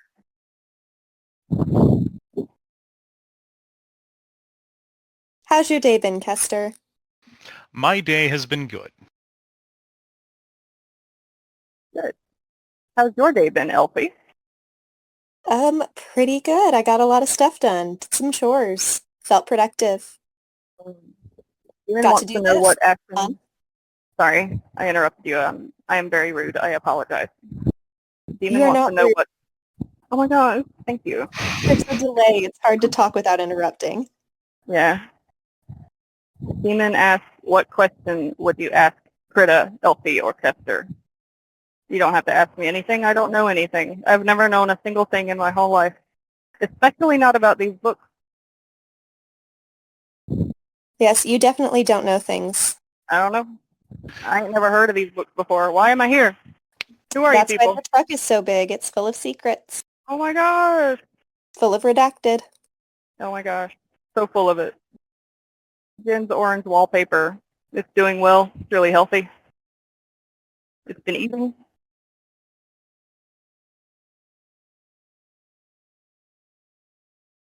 Jen's doing good.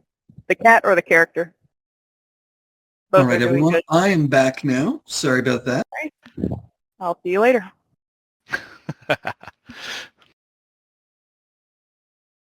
All right. That was quicker than 5 minutes, but we're back. Now, where were we? Else caller's question at One of 8:34. my beta readers sent me a correction by private message that I just found.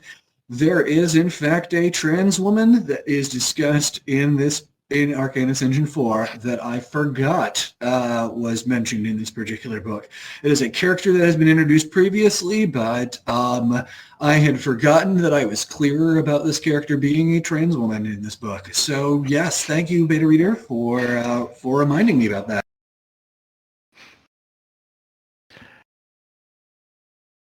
All right. From Elsecolor, what is the Pyromancer unique function?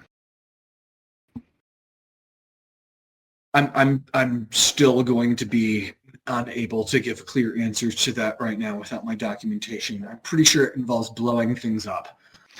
Fire, but more. Yeah. Pyromancers, if I remember correctly, have a specialization in persistent fire effects. Think like Sasuke or Itachi's like Amaterasu, like a fire that keeps burning even if you're trying to exhaust it. So that sort of thing. That is a function that it's called out in the description in the novels even as a foreshadowing to it that it's they are able to produce fires that can't be extinguished. Yeah, so I won't go as far as to say physically can't because... Well, I mean, can't in quotes, you know? Yeah, exactly. But yes, something along those lines. You've got your crazy anime fire. All right, from Locke, are there any living authors in the genre or adjacent that you'd like to meet? Oh, I mean, I'd love to meet most of my progression fantasy friends, the Tobiases and John Bierces and Will Whites of the world.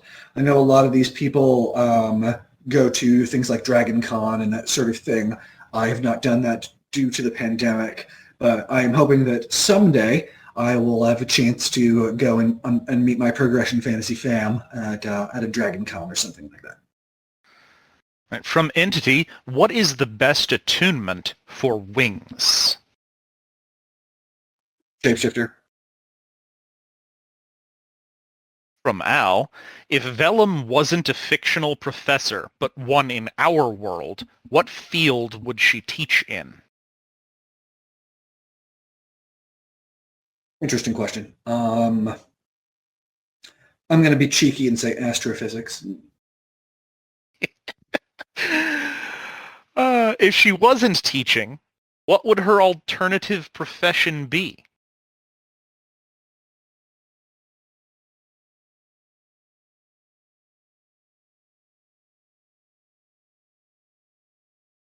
Patent troll? Is that a profession?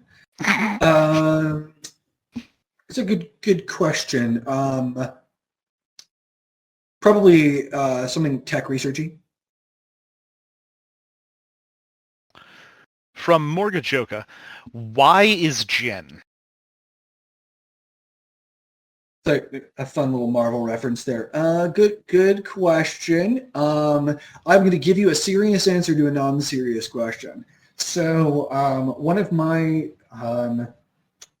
original concepts for writing a magical school story was to involve discrimination as a theme in a magical school story, since it is touched on in a lot of magical school stories, but it is rarely, in my experience, explored as being directly related to presumed ethnicity or country of origin.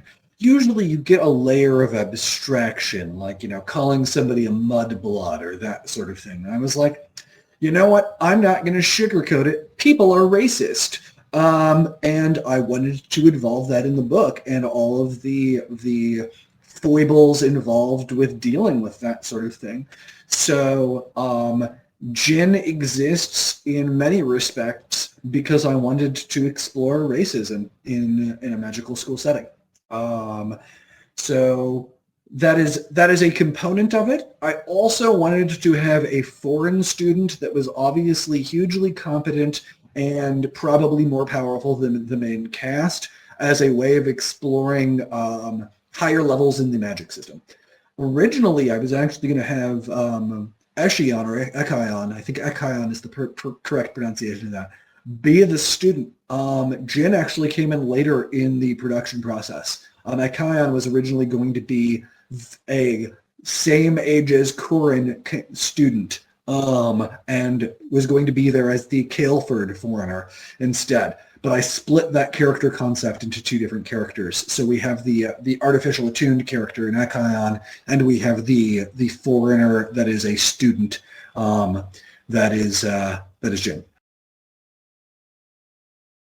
From Periodically Chaotic, how is Jen? Well, sometimes when two people love each other very much. And I'll just leave it at that. From L Scholar, what is the Acolyte unique function? I am sure I actually have that one somewhere, but I don't know if I have it handy.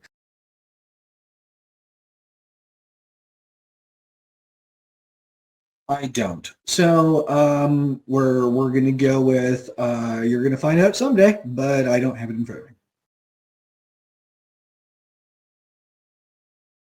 From Al, what is Jen? person.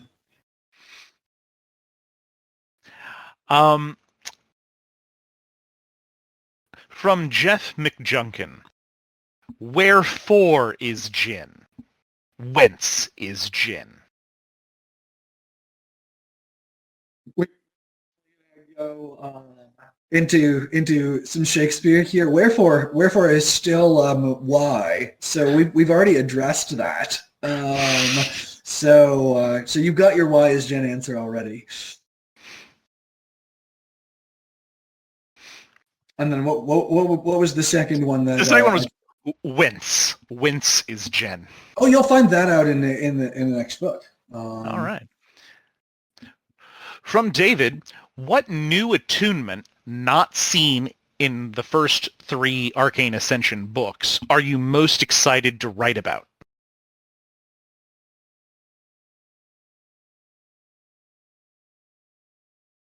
It'll be fun to do a Wave Walker of my own at some point. You're going to get a Wave Walker in Kaylee's book first, but Wave Walkers are tons of fun. And then Seers, you're going to get that in Kaylee's book as well, but those are tons of fun too. From Lav, is there a story or reason behind Vellum's cat name, or is it just for fun? Oh no, there's a reason for that. You'll get into that eventually. From Imagination, where did the name Solaris come from? That is purely a teenage Andrew wanted a cool character name. Did not have the same level of like in-world etymology development that most things like Karis and such do. I've got lots and lots of layers of reasoning behind Karis, but Solaris is like, let's come up with a cool fantasy-sounding name. From Demon, whose character arc are you most excited for people to watch, either for Arcane Ascension 4 or other upcoming books? AA4-wise, I honestly think that Corin's own arc is probably the most interesting, but Jin has some really interesting stuff in that book too. From Dr. Timor, what's your favorite Disney movie? Tricky one. I would say just off the top of my head, it's probably Aladdin. I really enjoyed Aladdin. I love magic-y fantasy stuff in general. And I also am the type of person who spends a lot of time thinking about optimizing wishes. So yeah, Aladdin's fun stuff. From Ghost, Corin has to take the ACT. How does he cheat and get away with it? Oh, good question. I mean, there are several ways somebody with a mesmer attunement can do that. I mean, you can just get up and walk around and look at other people's papers if you wanted. Oh, this is not Jin. This is Corin. Oh, Corin. Sorry, I was thinking about Jin there. Okay. Corin cheating at the ACT. Accelerated computation is a good one for that. I mean, you could argue that that's not even cheating. But memory crystals of previous versions of the test, like getting those in advance. Heist prior to test if necessary. Lots of different options there. But I would say that Corin, in terms of something like the ACT, brute forcing the outcomes with something like accelerated computation is probably more in character than bothering with something like a heist. Corin doesn't usually do a lot of cheating for things like written exams. So there you go. From Al, if Jin gets a Jin, would he wish for an in? But no, seriously, what would he wish for? Hilarious. So good question.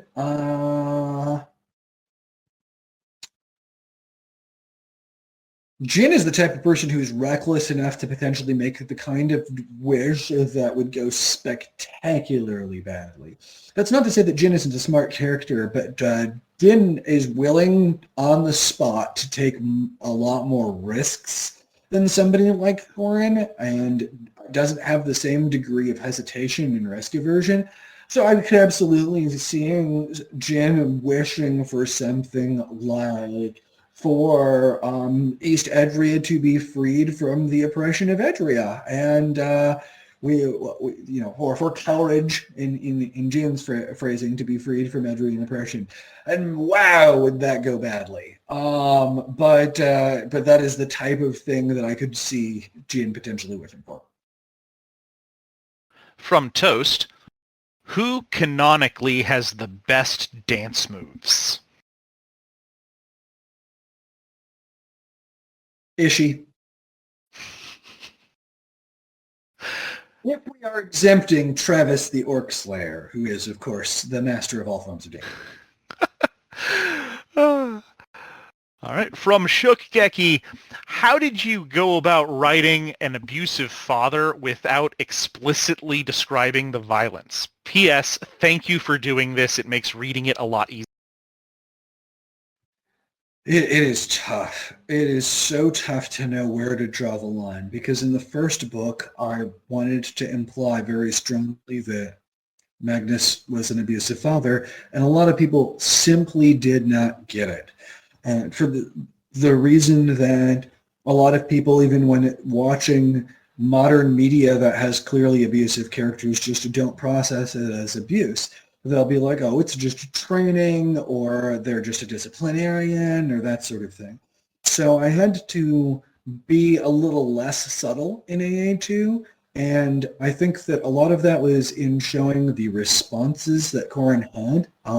Things like Corin developing a strong sense of touch aversion. Now, Corin, being neurodiverse, probably had some degree of touch aversion prior to being abused, but it absolutely was exacerbated by that. And Corin's response to family matters in general, the psychological way that Corin responds to those situations, and then I think a good example of it was just seeing the interactions between Magnus and characters like Patrick toward the end of AA2, that I think helped highlight that by having the third party witness it. So I can't claim I'm doing it perfectly. I have had people tell me that this is a great version of it, and thank you for reading the books, and I'm glad that this version of representation worked for you. I have also had people expressly tell me that this did not match with their personal experience, and that they would either prefer for things to be more explicit, or they would prefer for Corin's way of dealing with it to be different, because they would not respond in the same fashion that Corin did. This is not a one-size-fits-all answer. There is no perfect way to handle this. So what I just tried to do is to be respectful, to draw from multiple resources on how abuse can happen and how people can respond to it, talk to multiple people who have backgrounds with that sort of thing, and try to come up with a way that could work for a specific character. And that's the best I could say I did. Thank you. From Chin, will Arcane Ascension be on Kindle Unlimited?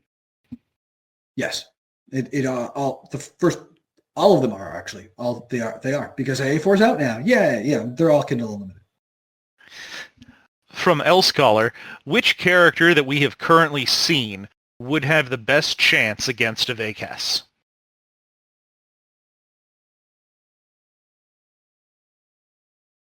That you have currently seen, Katashi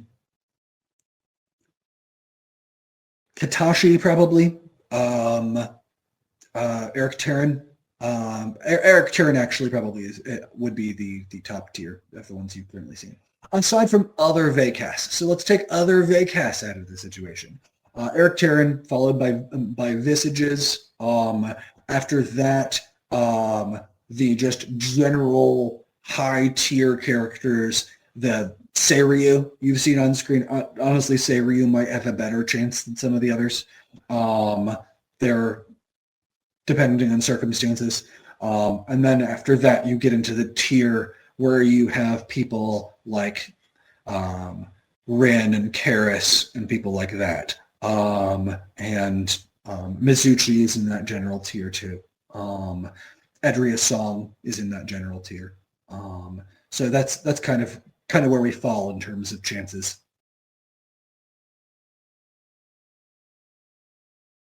From L Scholar, could communication magic be used to modify spells cast using the Eru language?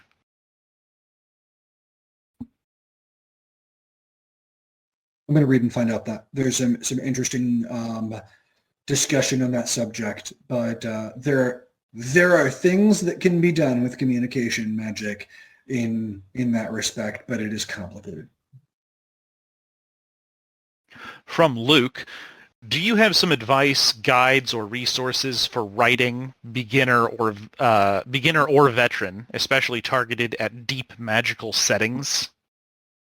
There's some of that on my blog in the writing section, but the best resource for that is watching Brandon Sanderson's lectures on YouTube.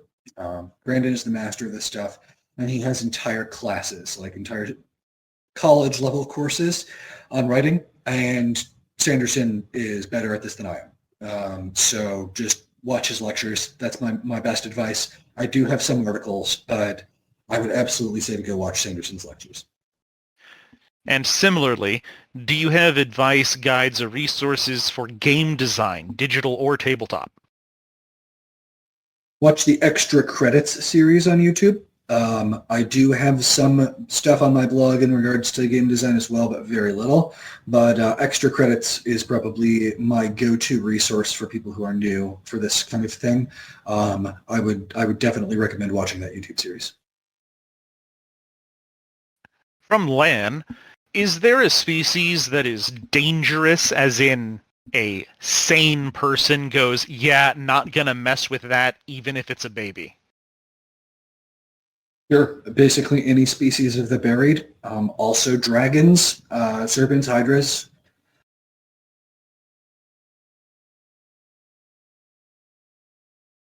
From Race Nizar, did Jonan lose half his sight when he lost his eye? Yes.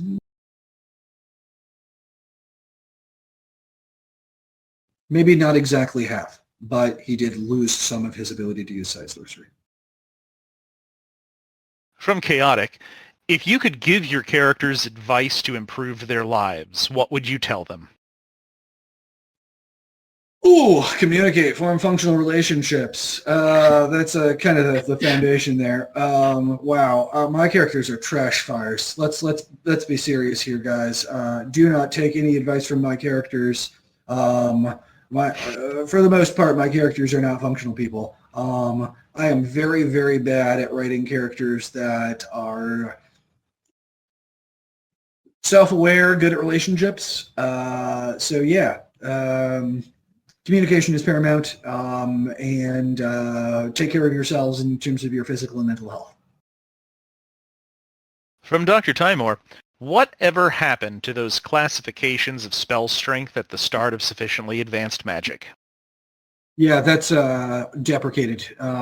So that, much like saying general mana rather than gray mana, is something that was going to be in an earlier version of the book that was later supplanted by things like the attunement level scale.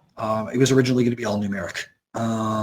So you were just going to have like level 10 attuned, level 12 spells, that sort of thing. And I should have pulled that stuff out.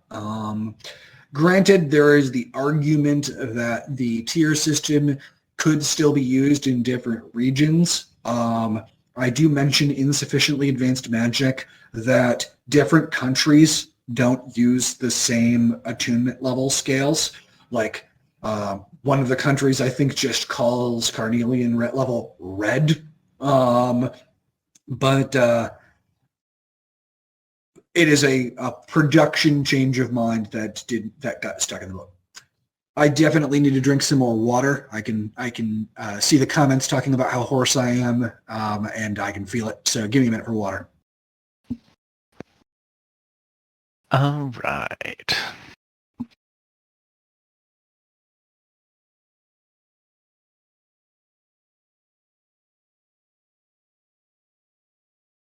I was going to try to think of a really clever thing to say, and I have nothing.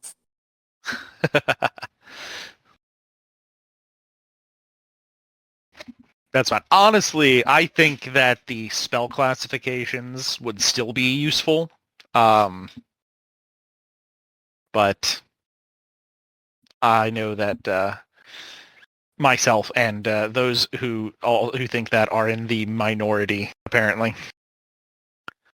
So it's not that they couldn't be useful. It's just that having multiple distinct systems for essentially the same types of information in the same book is just confusing for new readers. So if I had just said that Permafrost Cascade is a Carnelian level spell that Sarah is casting at 4th level, that would have been infinitely clearer. And if I wanted to go into demarcations of specifics, I could have said, oh, it's, a Carnelian D level spell or that sort of thing. But I don't do enough of dealing with the academic criteria in general. So yeah, if I was starting over, and I might actually revise some of that stuff someday, I would probably go into saying that, this is a Carnelian level spell of maybe this category, and that it is physically possible for somebody to do that at this level, and here's why and how, etc. Yeah, I was just saying, that would also work, but I know that going that detailed into the mechanics was not a popular choice as far as feedback that you got, Absolutely. All right. Did you get your water? I am gradually drinking more water. I will continue doing so, but let's go ahead and get another question. Okay, just wanted to make sure that you had gotten it and gotten back. All right. Next up from Vinder Matsuda. Who would have the best chance against Karis going full out using Body of Annihilation?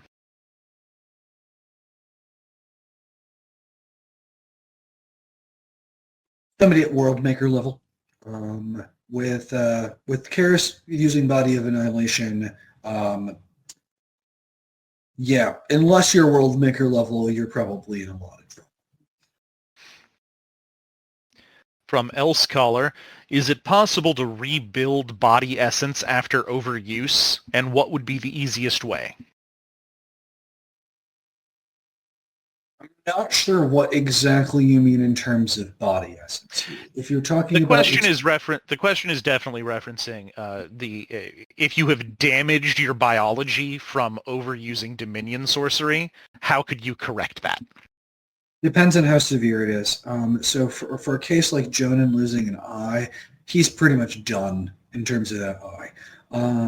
For the lower levels of overuse, you get plenty of rest, and then you gradually acclimate to using it again. And that's pretty much what you can do. There are types of magic that can help for recovery for that type of overuse as well.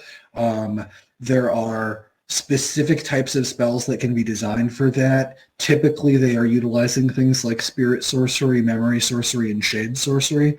But most people don't have access to that kind of thing, especially at the level that is necessary or the sophistication that's necessary. But yeah, rest and gentle exercise. It's kind of like if you tear a muscle or that sort of thing. You got to recover to a certain point and then rebuild.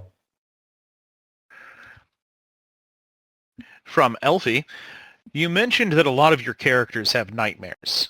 Do characters without physical forms have nightmares or dreams as well? Depends on the specific character. We have nightmare elementals. There are characters that are incorporeal that absolutely do have dreams or nightmares. It just depends on the specifics.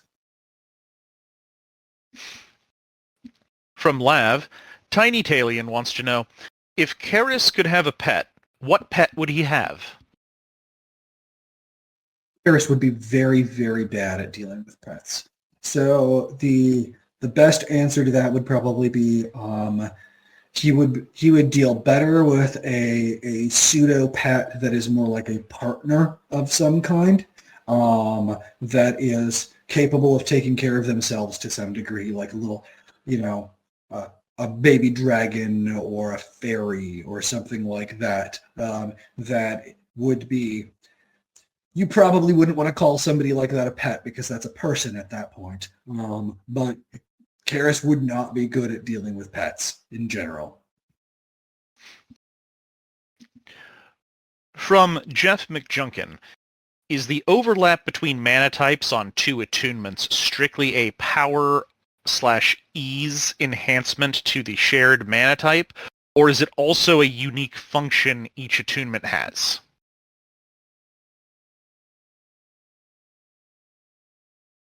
The phrasing on that confuses me a little bit. I'm fairly certain that the intention of this question is the compounding from multiple sources of a mana type just having multiple sources, or is there an attunement function that is enabling the power boost from that? Got it. Okay, great question. You do not need a specific attunement function for any kind of compounding. Just having multiple sources works. Consequently, that does mean that things that are not attunements also would compound. From Arsim, Resve versus Herod. Resve? Did I even mention? Oh yeah, no. I did mention Resve. Yes, people know that Resve was Karis's instructor. Okay, Herod wins. Depends on the specific time frame, but yeah. Love me Resve. Resve is fantastic, but Herod's a tier high. From L Scholar, does Sarah communicate with her Seiryu figment? Yes. From Dionysus the Bard, what is your personal favorite attunement, or the one you want to explore more in your books? I mean, the easy answer to that is probably Enchanter or Arbiter. I mean, I love dealing with creation of magical items and dealing with attunement code and things like that. Aside from that, I love all of the contract attunements. I would love to show more with contract stuff. From Morgajoka, could Corin Cadence beat Mark Watney on Mars? Beat him like in a fist fight, or are we talking about surviving the situation more effectively? I mean, Corin could make a shelter if he had enough time on Mars. But if he was just dropped straight on Mars, he'd die. Corin does not have sufficient modern science knowledge to cultivate plants in that environment, and thus, if he had to survive the same scenario that Mark Watney is in, he would probably starve. The best chance Corin would have, if he was, say he starts in the same start condition as Mark Watney, he would not be able to sustain himself there for as long as Mark Watney. His best odds of survival if he started with his default gear would be to get the Jaden box charged quickly enough to summon somebody who could take care of the situation for him. What about on Vinaya? Could Corin Cadence beat Mark Watney on Vinaya? I mean, he could punch him right the fuck out, yeah. All right. From L Scholar, why was Tervis able to cause spiritual harm to Dawn? That is just a consequence of the type of sorcery that Tervis was utilizing. Yes, I used a bad word. Sorry. Resh, I apologize.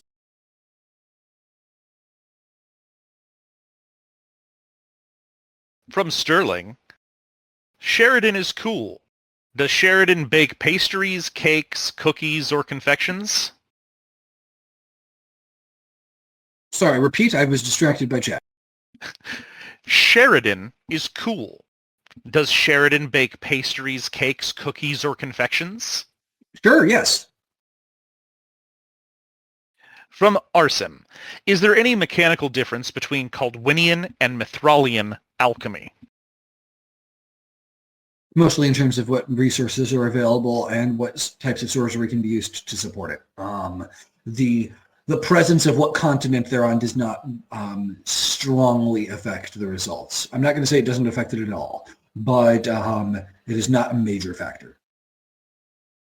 From Wandering Linguist, would the Wandering War ever be able to be resummoned, or would the next Wandering War be a different person? Read and find out. And therefore I assume, Ratho, on can you tell us more about how that works? Yeah. You're gonna have to wait on that one. Sorry. From Justin, has it been announced when the audiobook is being released? Current target date is, I believe, December 27th. From Elsecaller, would Karis sense similarities with Light Mana and Annihilation? No. From Demon, technology in Vinaya seems to be fairly limited in terms of what the general population can access and what's feasibly affordable. But are there any crazy climbing teams or other groups rocking technology that's far and away from what's typically available?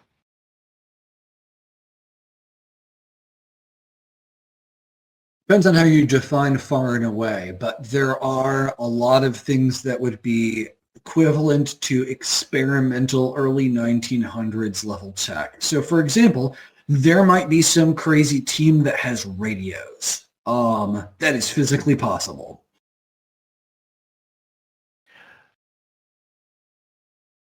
From Perfalcon, I found your books on Audible and fell in love with them. If you were to give any advice for someone trying to get into fantasy writing, what would it be?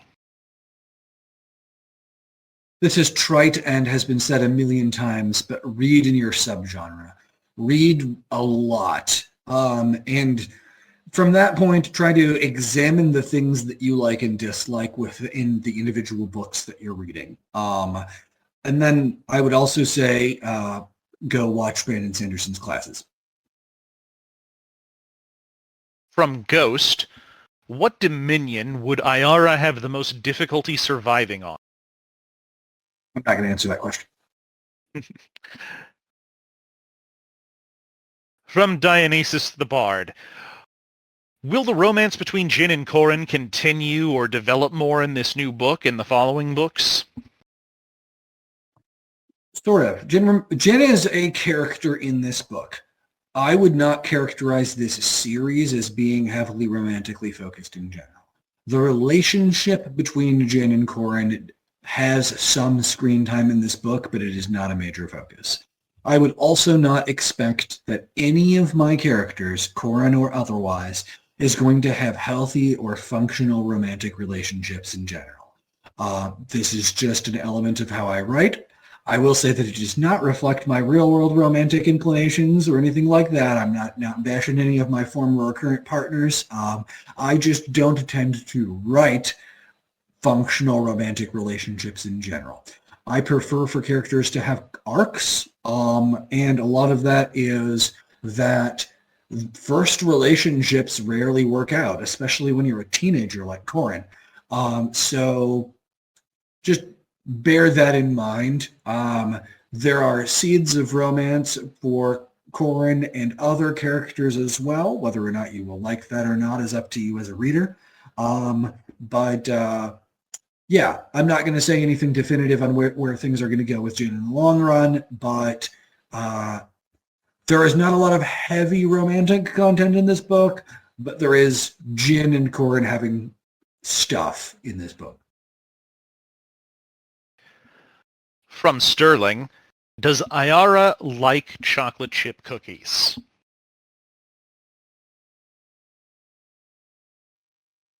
Probably.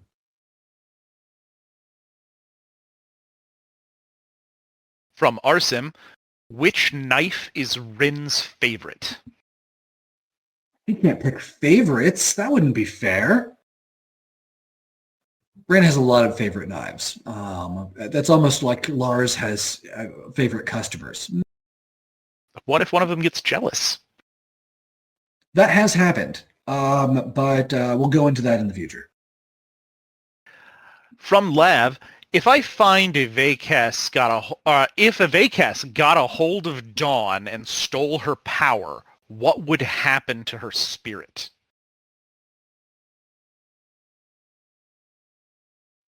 I don't want to answer that question right now. That is a concerning image that we may have some discussion about in the future.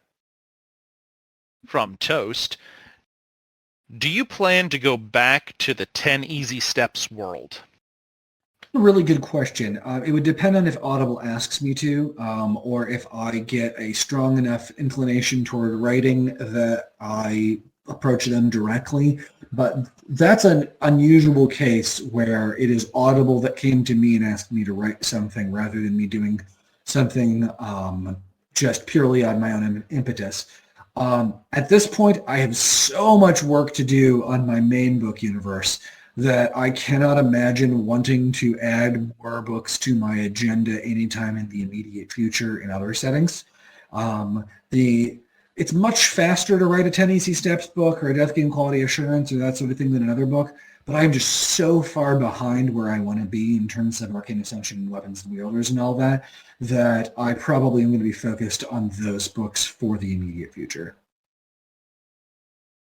From Lonely Cloud, what book do you think you will release next? Edge of the Woods, Carefully Wooded Wishes, Weapons and Wielders 4, or something else?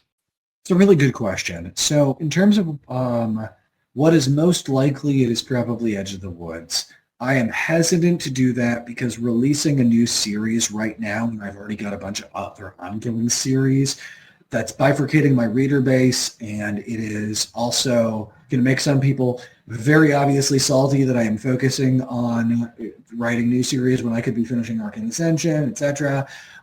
And it also means that if people read Edge of the Woods and love it, and I think some people are going to, they might have to wait quite a while for a sequel to that to come out.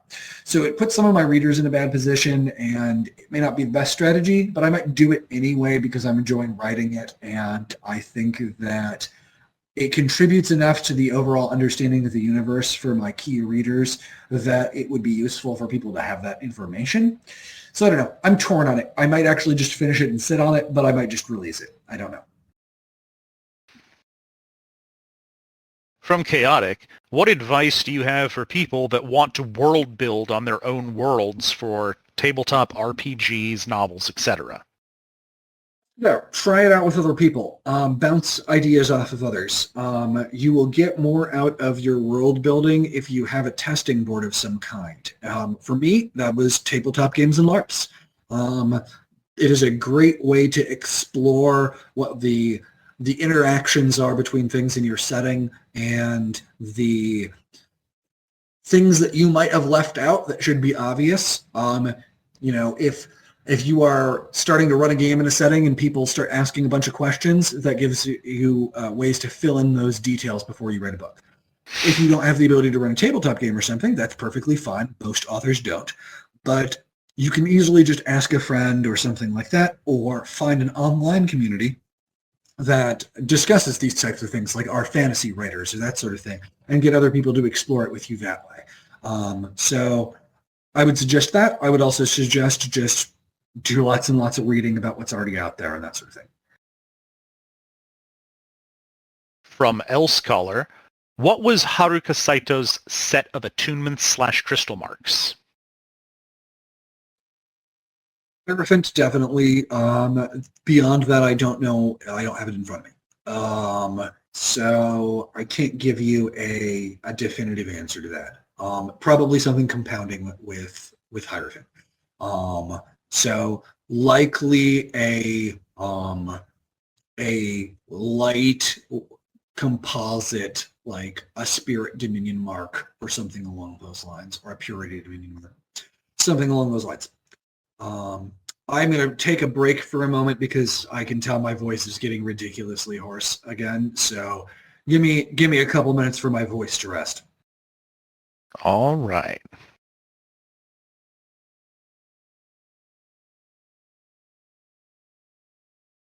So, Kester, Yes. earlier you mentioned the TSA taking some of your gaming currency. Have any other real-world mishaps affected the LARP in hilarious ways? Um,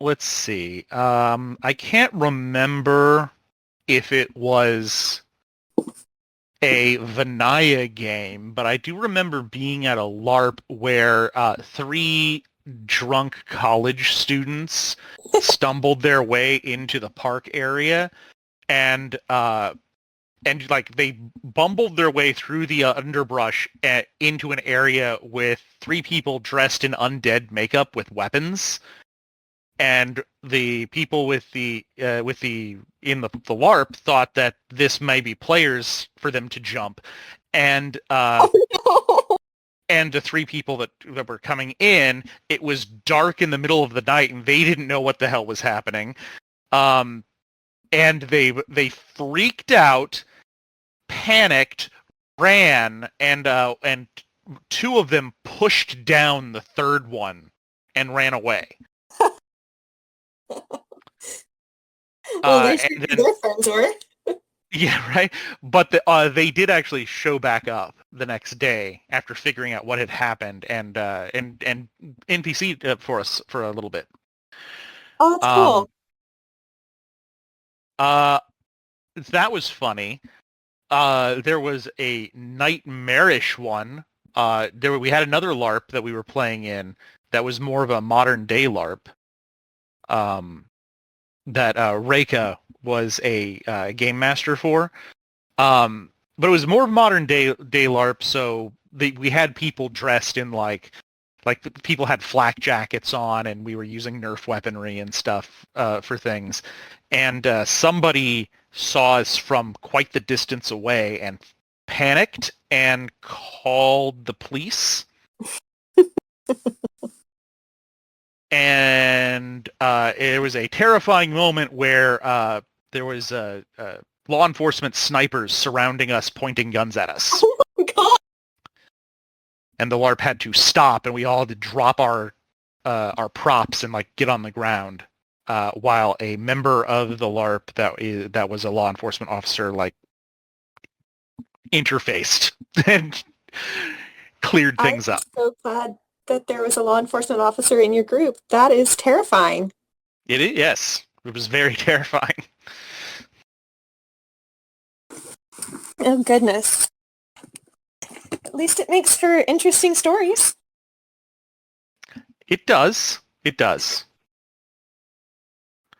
Other than that, there's we almost there was one in a Vinaya game where we almost attacked a group of Boy Scouts.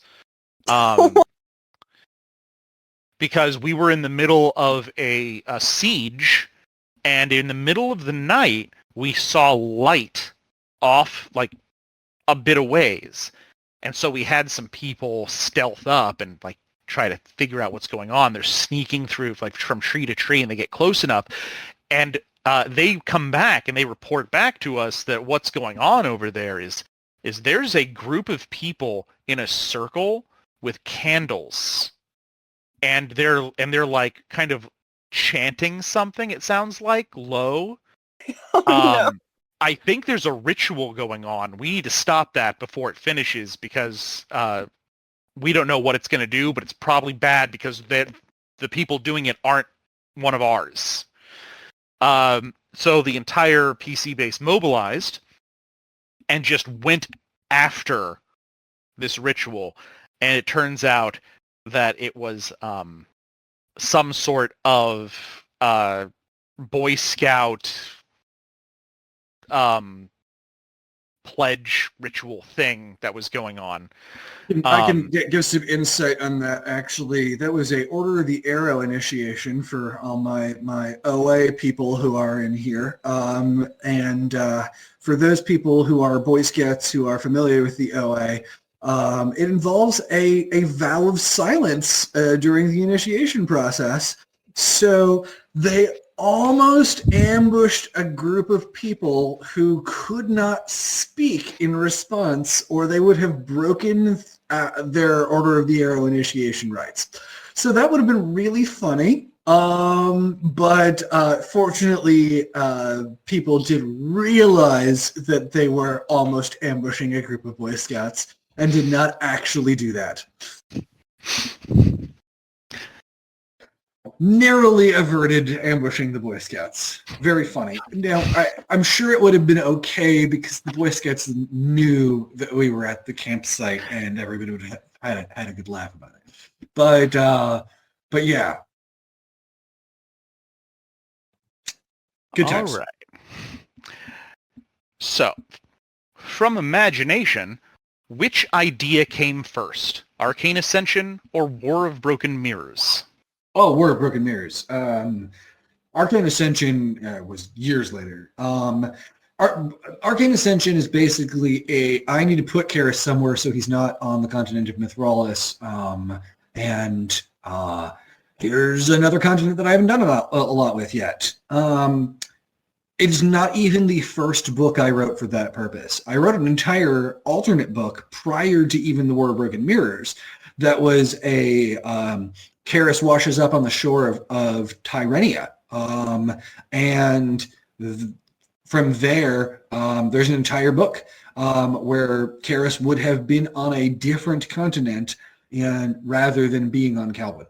So I knew that Karis had to be off Mithralis after the events of War of Broken Mirrors for a certain period of time.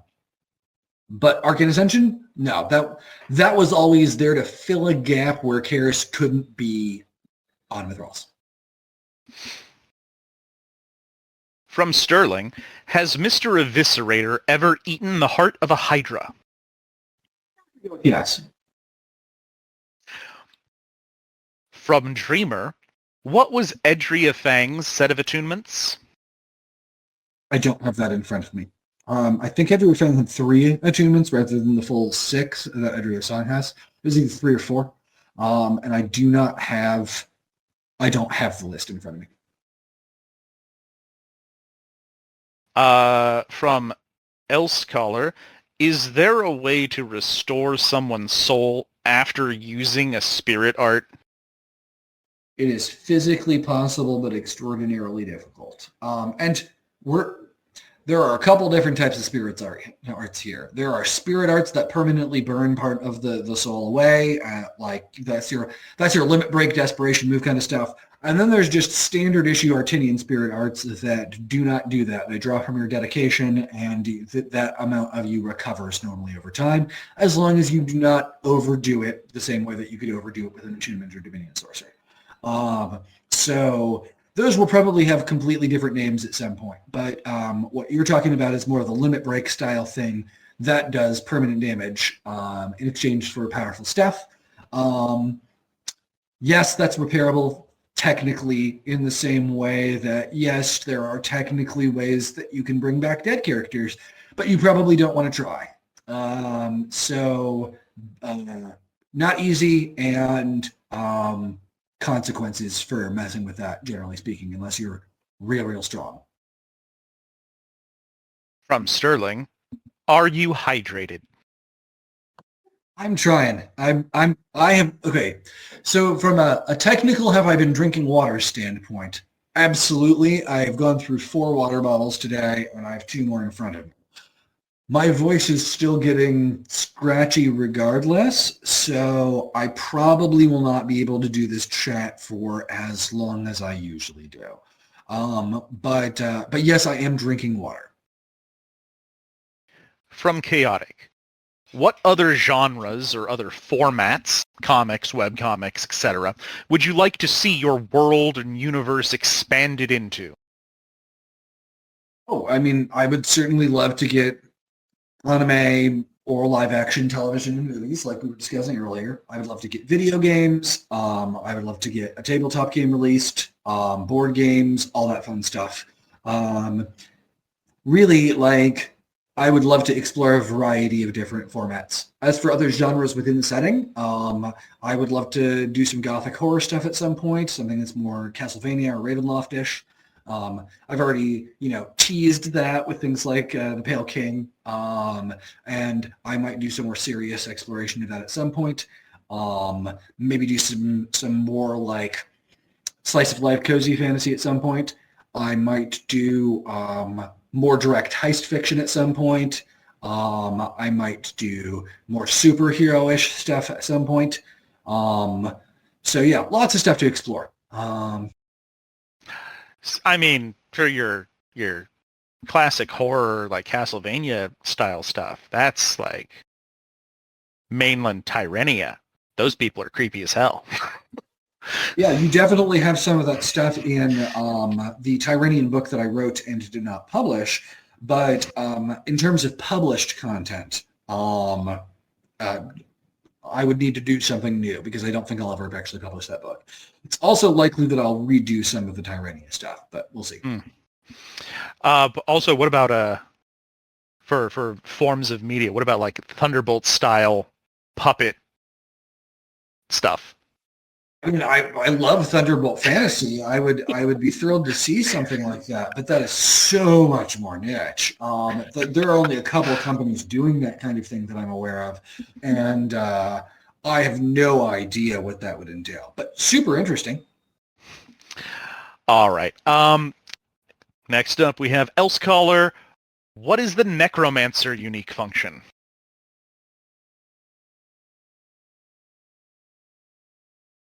I don't have that in front of me either. So read and find out. From Dionysius the Bard, how do spirit arts work? Read and find out.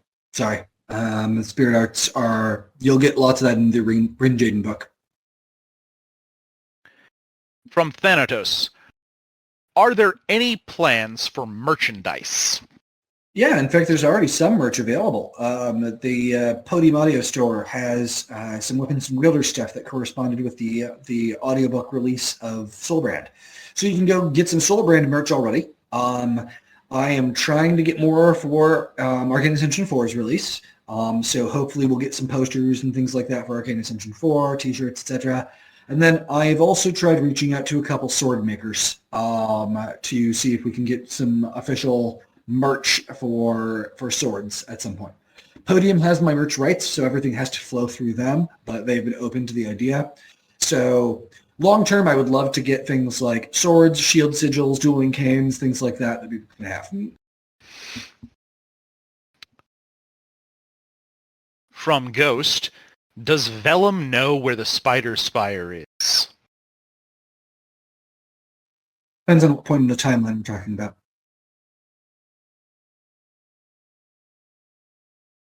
From Elsecaller, since Kester doesn't remember the events of what happened, why did Kester fear fanfics after going to the Spider Spire?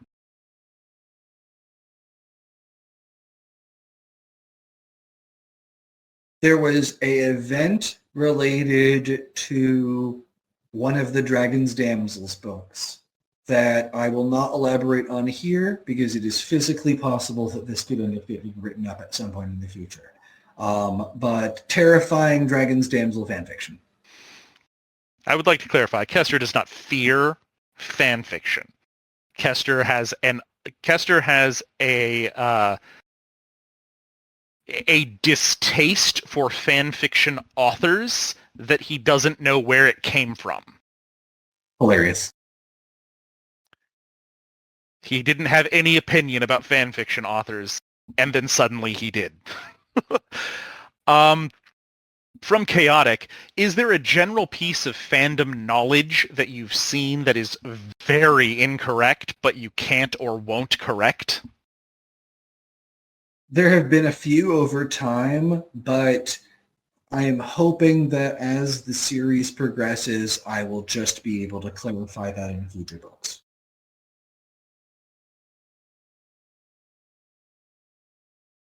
From Orthus, Which god has had the biggest impact on the Karis we are familiar with?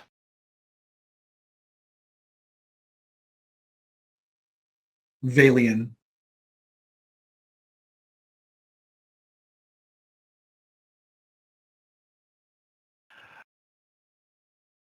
From Telot, which of the sacred swords is the eldest? There are too many different ways to interpret that question, so I am not going to give a straight answer on that. You'll get more info on that as the series progresses. From Elscholar, does Corrin align with any of the values associated with Flowbreaker? I'm going to go with yes.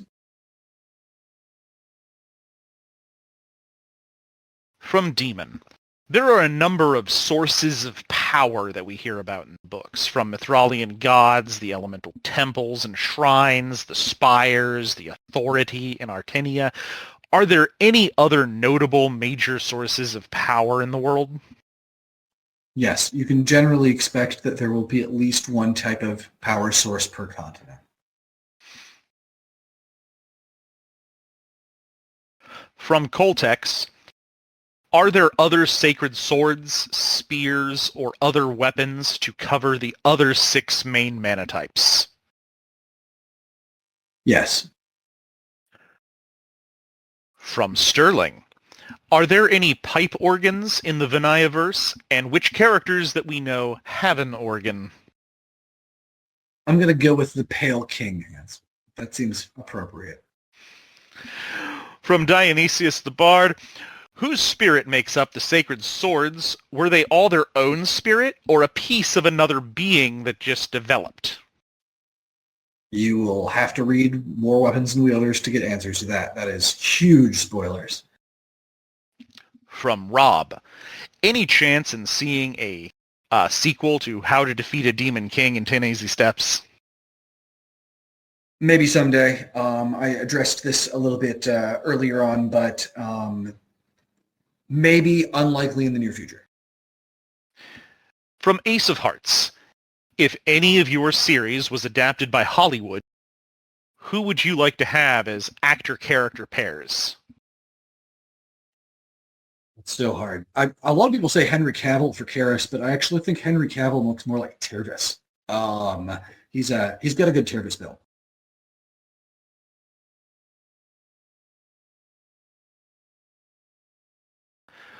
From Aside from Aberton, that, let's see. I think I had to look up the name. Aidan Gallagher from the Umbrella Academy would make a good Corey. The number 5 from Umbrella Academy, he would make a fantastic Corey. I don't know. It's so hard to divorce just that acerbicness from number 5, you know? He is just such a good actor, though, and he's for the right age range. Yeah. Brilliant. But yes, from Look at that GIF that people are spreading the Q&A. Like, it's perfect. From Aberton, will the Beast Blades come up in any of the next books? Definitely. From Demon, if you were given the ability to go on vacation anywhere in the universe of your books, assuming you are given the ability to survive and function in that location, where would you go and why? I mean, Artenia or Dania are the easiest places that a person who is safe for a vacation could acquire a new type of magic of a type that they want, so I would pick one of those. From Sterling, what is your favorite cracker? I don't really have a favorite brand. I mean, cracker-related products, I used to love, like, peanut butter and crackers. I would say I'm a huge s'mores fan. So let's just go ahead and do, like, a whatever makes good s'mores. There's my answer. From L Scholar, what 2 attunements would you want? I'd take Ascended attunements that probably haven't been listed in the books yet, so there's my cheating answer. Arbiter's great as a baseline one. I also love all of the contract attunements. So I would probably be like, I'm taking a cheating, Ascended Soul Blade or Ascended Arbiter or both, something along those lines. Invoker's great too. From Lonely Cloud, is Vellum a world maker? I will not answer that question.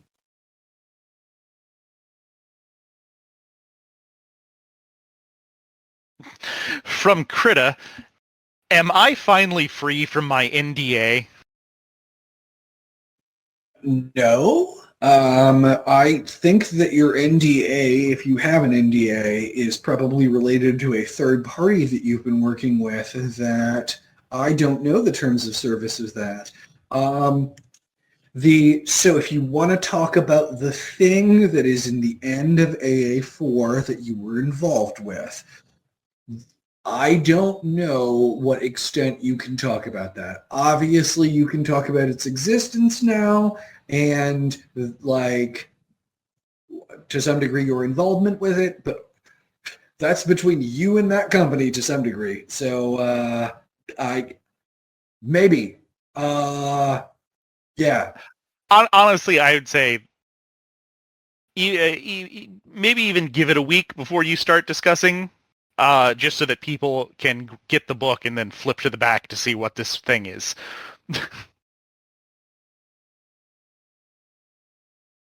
Anyway, good work on not spoiling that, because I know it must have been very difficult. I have been having a hard time not spoiling this for a very long time. So yeah, hyped. I can't wait to see how people react to that particular announcement.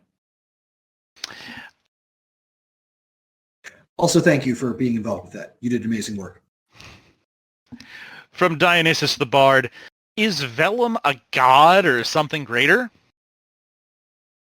Well, if you asked Vellum that, Vellum would almost certainly say yes. But If as for what Vellum, if you're a god, yeah. yeah, exactly. But as for what Vellum really is, you're going to have to keep reading. There have been hints. Some people are already on the right track. So there will be lots of Vellum-related content in the future and some really interesting stuff. From Sterling, does Corin like coffee or caffeine products?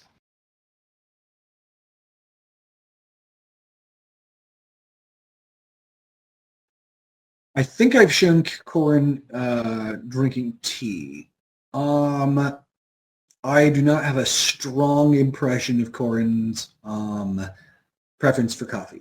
For a lot of neurodiverse folks, caffeine is really, really helpful. So the answer is probably actually yes, if Corin actually had been exposed to it for a long enough period of time. But depends on the specific type of neurodivergence, et cetera, et cetera. So I'm going to give you a non-specific answer and say probably, but I think I've shown more tea than coffee thus far. From L Scholar, what attunements are the best matchup for a Vacas then?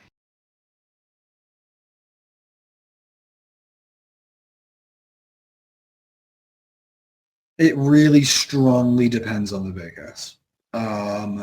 But I will say that Corin's particular attunement set isn't actually far off for your average standard issue Vacas.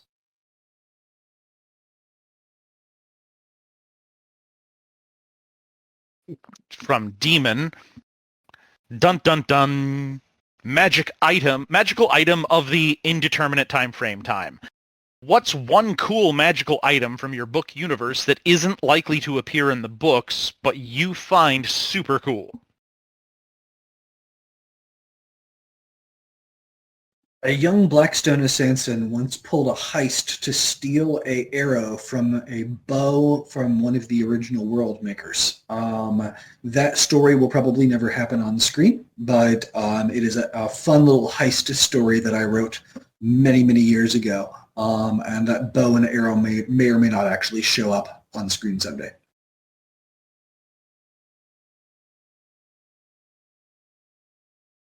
From Coltex, will we get an expansion on what Tyrant marks do? Probably at some point. From Sterling, Andrew, how cool is Krita? Krita is the coolest. From Elsecaller, what magic or attunement did Jin use to shoot a hole through Melt Lake's fireball? Shroud compression. That was a shroud compression technique that a Sunstone level attune can figure out how to use for applying essence to a shroud.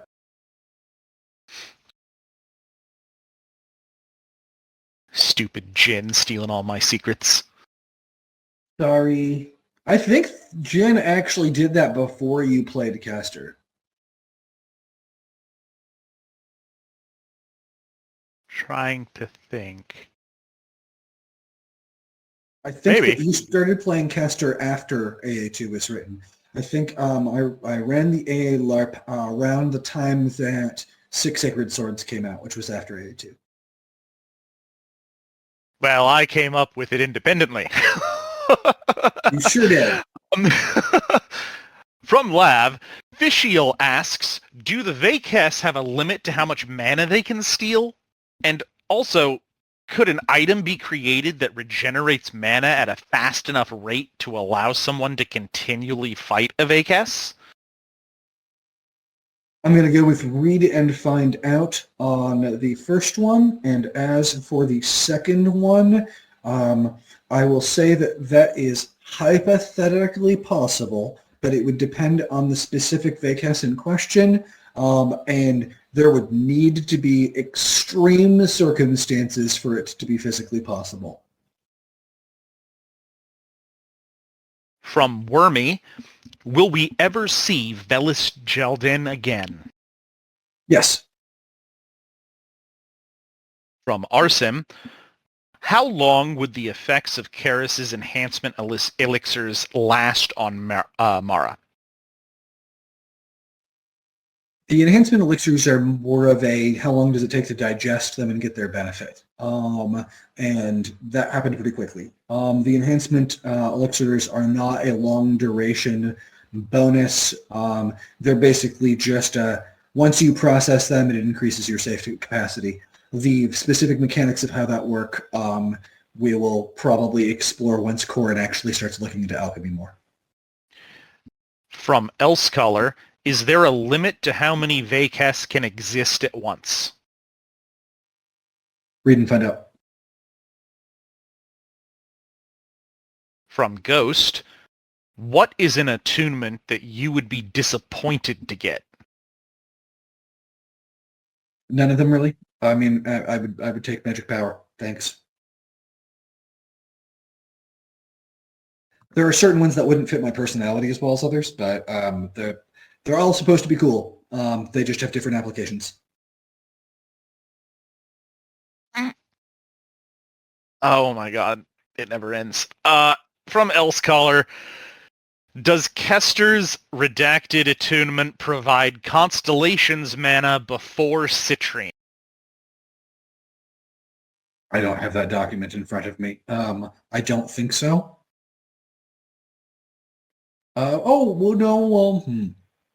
It might, actually. Now, I know which one you're talking about now. Kester has multiple redacted attunements, guys. Come on, you gotta be specific here. So, yeah, I know which one you're talking about now. I don't think it provides that directly as a composite in the way that, like, an Elementalist provides lightning, but it is the composite of the two base types that the attunement provides. So yes and no. From Orthus, which attunement do you feel is the most limited by the traditional use cases of it?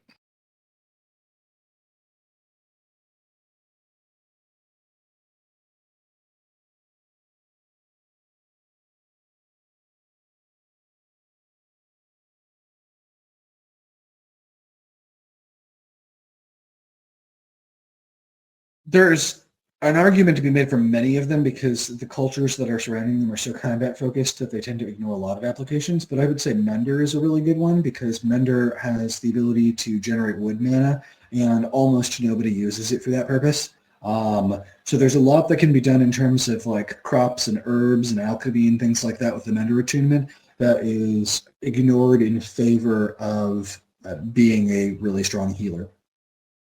I would say for Mender, just like for a society that is so heavily combat based, it is baffling how overlooked Mender would be as a combat attunement with nature mana. That's true too. You can do your whole first Hokage thing and get your wood releases. That is absolutely a valid path that somebody could take with Mender. Especially with like the healing backing your own self up, you know? Yep, you can do the Hashirama route. Let's see here. From Demon, what is a small but funny / game-breaking / crazy thing Kester did at a LARP that you personally enjoyed? Oh, there are so many. I mean, the shenanigans of Kester in the books, you know, disarming and stealing everything, is pretty accurate to Kester stuff in reality.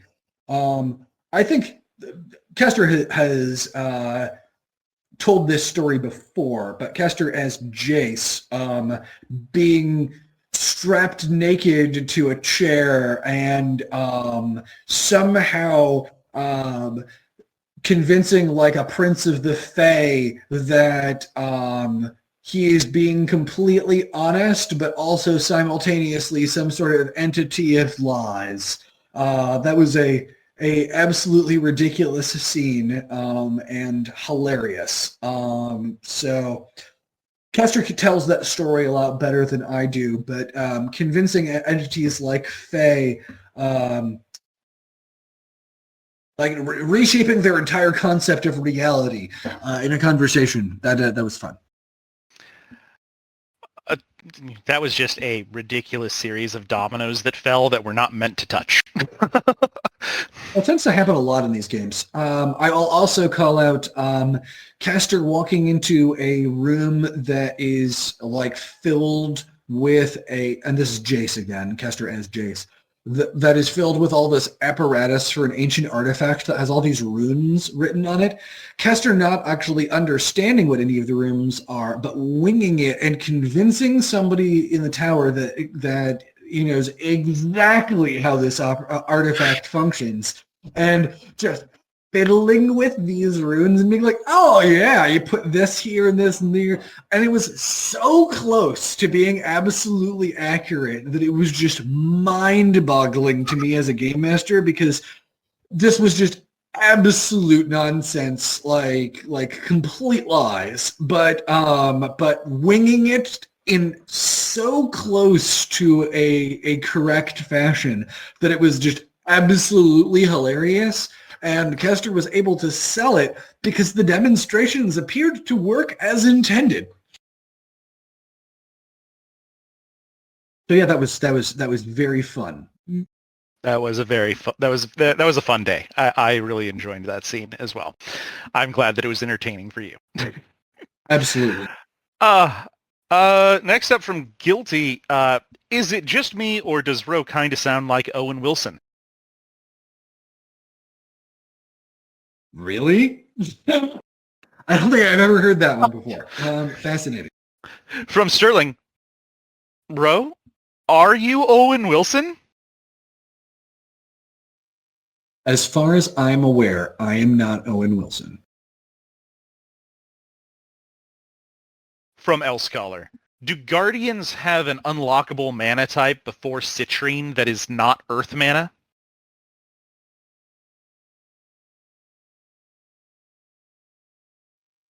Not that I can think of off the top of my head. Unless you're talking about maybe their composite. They could learn how to assemble their composite. From Laura, can you say, wow, in the way Owen Wilson does? I haven't watched any Owen Wilson movies in a long time. I did watch the Loki television show, but I don't think he did the WoW thing in Loki that I remember. So there, yeah, can't give you a good approximation right at this very moment, at least. Maybe someday. Good lord. From Coltext, out of left field, what attunement/dominions would you give to Owen Wilson? Are we really just going to keep going down the Owen Wilson road? All right, sure, yeah. Depends on which iteration of Owen Wilson. Dancer. Interesting choice. I figured he's an actor that you would have gone from for one of the perception based. Let's see here. From Newbie 1, does Corrin have a superpower that allows him to throw swords accurately? Actually, that is discussed in AA4, I think. It is. It is. Yeah. So, sort of.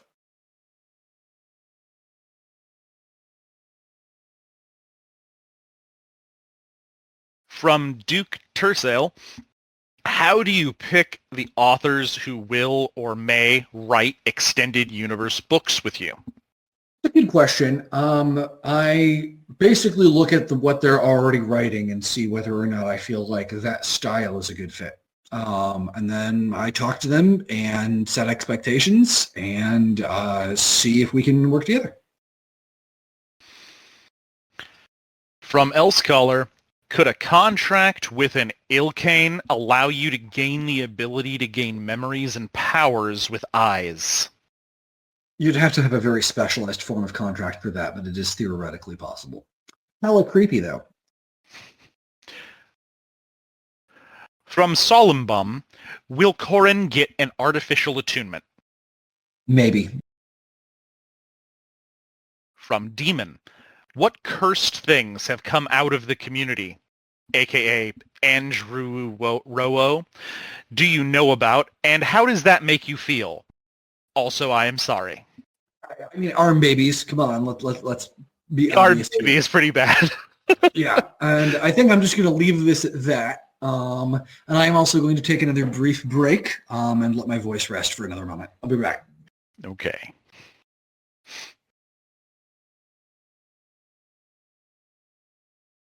So Kester, Yes? what cursed Kester things that have come out of the community do you know about, and how does it make you feel? Yes, I am calling you out, Krita. Yeah, I gotta go with the easy one to go with is Buff Kester is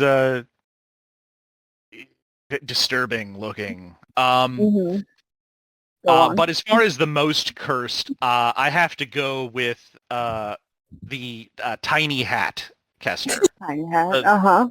The where the hat itself looks like it's the main body of the hat, the bucket looks like it should be proportional, but the brim is just so small. No, don't worry, it's fine. I'm just making sure for the future I do it correctly. Also, I just want to call out Demon. I promised the whole staff a pizza party if nobody mentioned Andrew Rowo, and the staff is no longer getting a pizza party. I'm sorry, guys. It's all Demon's fault. I'm just saying. All right, I'm going to go now. Have a wonderful day. I hope you're enjoying yourselves. Pretty sure there were several bets on whether that was going to happen or not. Look at what you've done, Demon. But yes, no, it's most of the Kester stuff coming from Krita is fairly cursed because like nothing there's like I think there's one finished actual like artwork of Kester, and then everything else are these weird, super deformed Kester Lars combos standing on people's shoulders halfway through the process of drawing some other thing. They're sketches. They're distraction sketches. Oh, entertaining as hell. but Yeah, disturbing. it's how I process having ADHD while being an artist. The only way I can get through a piece is if there's 50,000 unnecessary characters standing next Even to on the whatever sketch I'm bar. drawing. Yeah, it's the artistic process, man. You just gotta like go with the flow, draw some really screwed up little kesters with tiny hats and big muscles, and then you can get through it. That's your artist advice for the day. I hope everyone listens well. All right, bye. I mean, yeah, it's very disturbing, but wildly entertaining. I love the streams. It's great All to right. just look at a finished artwork of Critters that is just so beautiful and wonderful, and knowing that there is probably something inappropriate on the sketch layer. Yeah, definitely. Hilarious. Okay, I am back. I'm going to take a couple more general questions, and then I'm going to switch gears and let Kester and Elfie ask me a couple of their questions, and then I'll do a reading from one of the books, and then we'll call it. All right, next up from Orthus, there's been a lot of hints about dueling cane and sword fighting styles. Are we going to get any more details on different fighting styles? Yeah, probably. I wish I had explored more of that earlier on because a lot of those were written out in tabletop and LARP stuff prior to the books. Unfortunately, the minutia of the various different sword fighting styles and things like that, it's difficult to convey that without getting into the same kind of esoteric detail that I do with the magic system stuff, and it's less important. But I might, with something like Edge of the Woods, get more into actual like sword play. I'm not sure yet. We'll see. Probably at some point. From Imagination, could Corin make his own artificial attunement? I'm going to read and find out that one. From Elscholar, what do white/silver doors do in a judgment?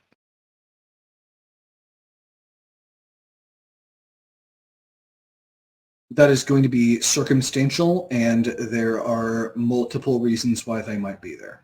So I hate giving so many read and find outs, but they are for special cases. How about that?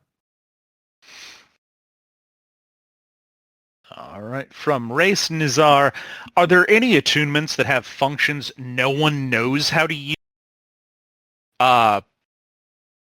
I.e. the way Guardians were? And if so, can you tell us the attunement? I don't think that there's any attunement that no one knows how the functions work at this point. There are people who are advanced enough in attunement scholarship that somebody has figured them all out by now.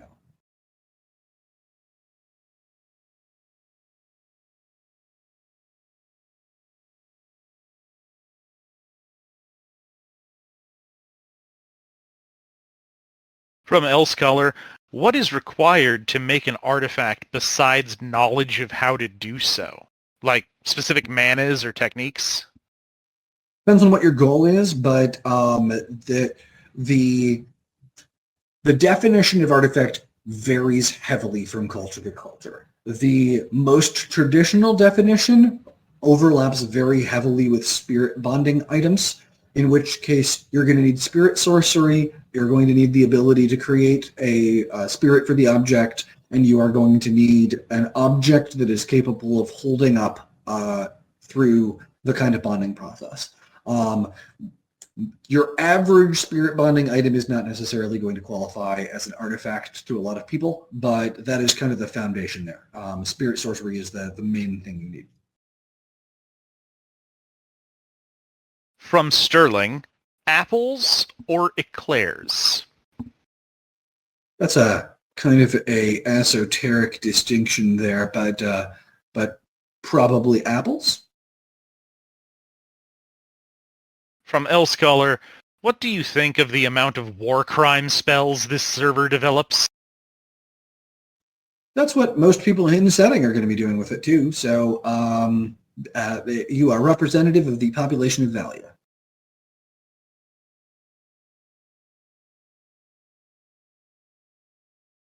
from Demon, flipping the script on the anime question, if you could get any company/developer to develop a game for your series, who would you get and what style of game would you want from them?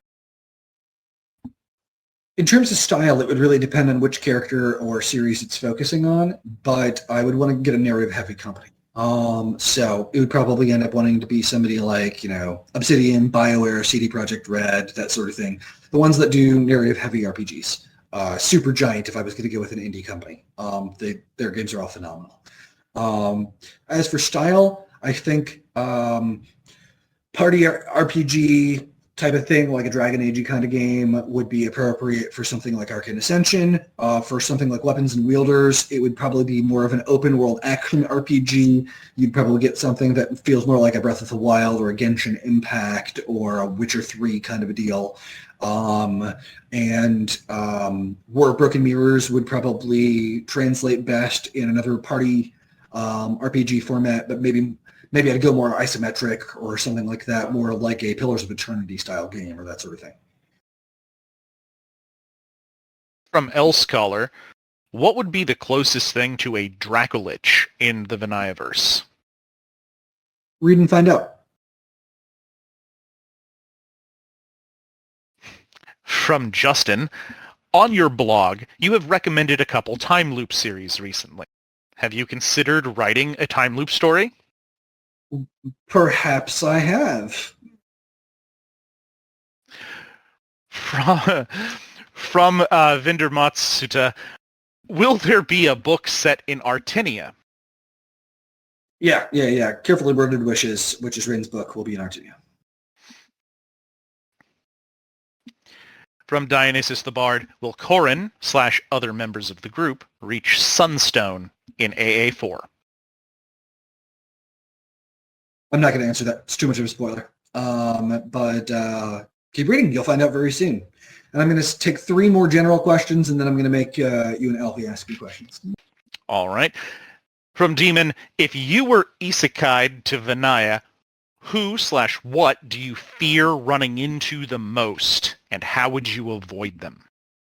I would probably stay off of any continent that has heavy buried activity. And I just would not want to deal with them. A lot of the threats would depend on where we are in the timeline. So, heavy buried activity varies a lot based on where we are historically. There are also things like Sun Eater activity that I would not want to be anywhere near. So, again, timeline would be relevant for that. And yeah, I think that's pretty much what it comes down to. I would have to figure out where I am in the timeline and be like, don't be in that city when that happens. And that's probably how I would try to play that out.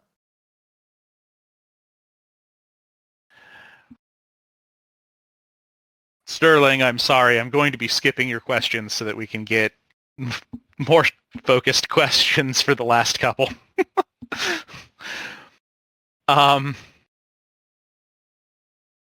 From Race Nazar, are there compound mana types that are more than 2 standard types that you could tell us the combinations of? That I could tell you off the top of my head. Let's say I'll give you something that we've already teased a little bit in Edge of the Woods. So Sword Essence. Sword Essence is not the same thing as the Dominion Blades, and Sword Essence is a combination of a whole bunch of different types of essence. So Sword Essence is a subtype of Weapon Essence, which is a subtype of Tool Essence, which is a subtype of Object Essence. Object Essence, at its foundation, is a density-based essence type that has other essence types involved. I'm not going to give you all of the components, but to give you an idea, there's sort of a tech tree here where you take something like Object Essence and then add things like, say you add Destiny Essence to make it Tool Essence, and then from Tool Essence you add War Essence or something along those lines in order to make it Weapon Essence. And then from there you specialize further into Sword Essence. So Yeah, there's real complicated stuff like that. And Edge of the Woods will get into things like that.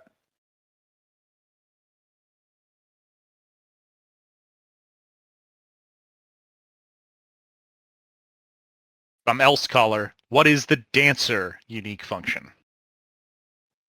I'm going to skip that question and we can get a different one because I don't have that stuff in front of me. So Okay, that question won't count toward the limit. I'm sorry, Else Caller. I'll be skipping your questions. No need to apologize, Else Caller. They're good questions. I just don't have that documentation in front of me. From Sterling, who in the School Kid cast would fight monsters while wearing a pride flag?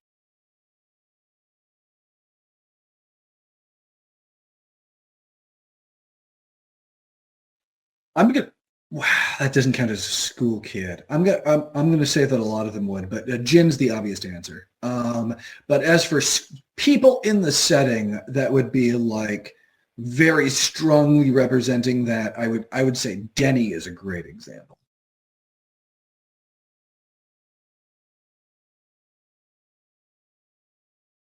Let's see. From Arsim, in Soulbrand, did Ishi's unknown defensive spell during Dawn's Spellbreaker protect Soulbrand in any way, or just himself? Probably both, to some limited degree, because it is a personal area that tends to cover Ishi's equipment as well. So that would have been involved. Granted, considering how that worked with the contact, Dawn was inside of the defensive shield, so it probably would have had a minimal impact, but sure, probably to some degree.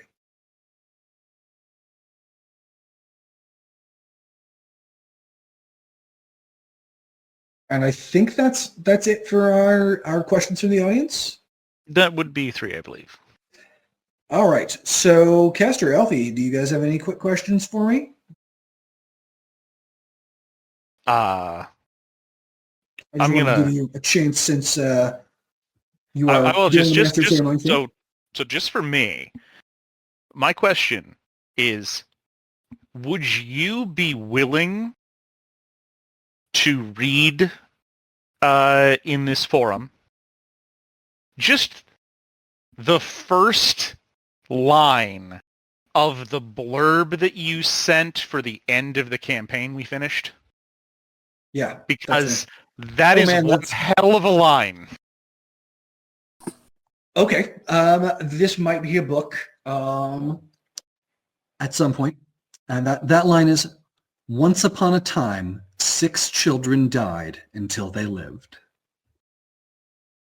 Oh, no.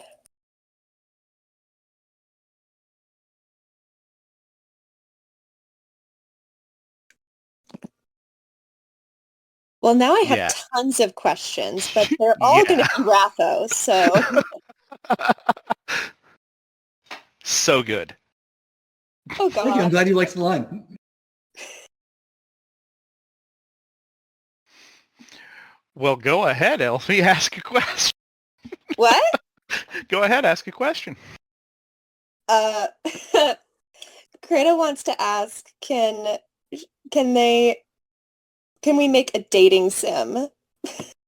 I would love to have a dating sim. Obviously, it should be a sword dating sim. Boyfriend Dungeon didn't have enough content, so we should have a sword dating sim at some point. Hilarious. Maybe someday. I believe the discussion that we had at one point with everyone in the server was that Karis would be the player character, and Dawn would be the snarky tutorial judging him for his dating decisions. Oh, that sounds fantastic. I would enjoy that. But of course, then we'd have to figure out if there's a secret route to date Dawn. Absolutely. Always got to be that. Just not in the extent of Doki Doki. Okay, do you have any other questions for me, either Kester or Elfie? I'll give you each 3 total. I'm actually good. Most of my questions are RAFO related, and I'm just looking forward to reading the answers. All right, sounds good. So, Castard, any further ones, or should I move on to reading something? You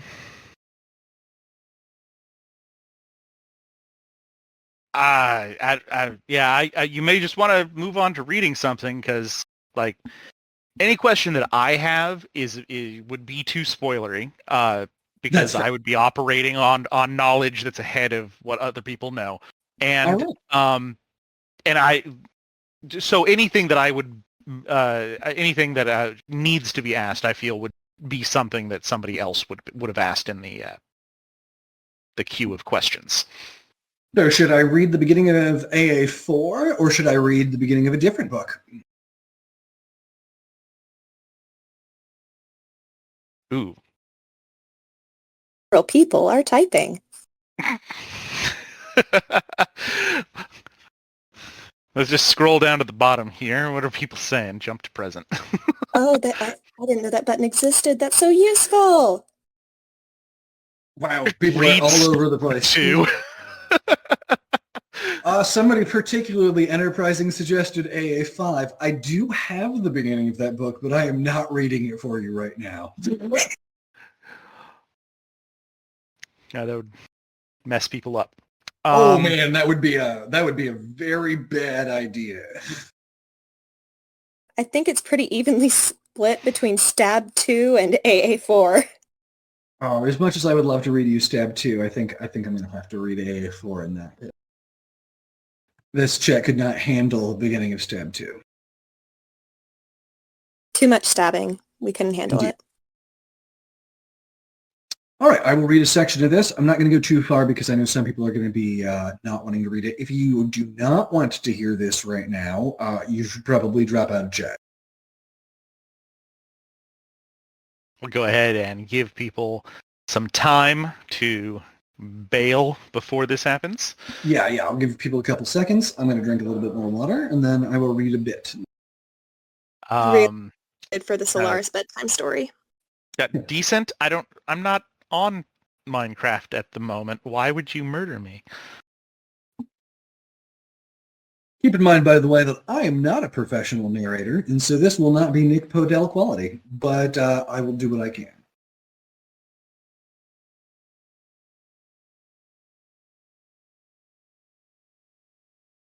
That is not true, Time Lord.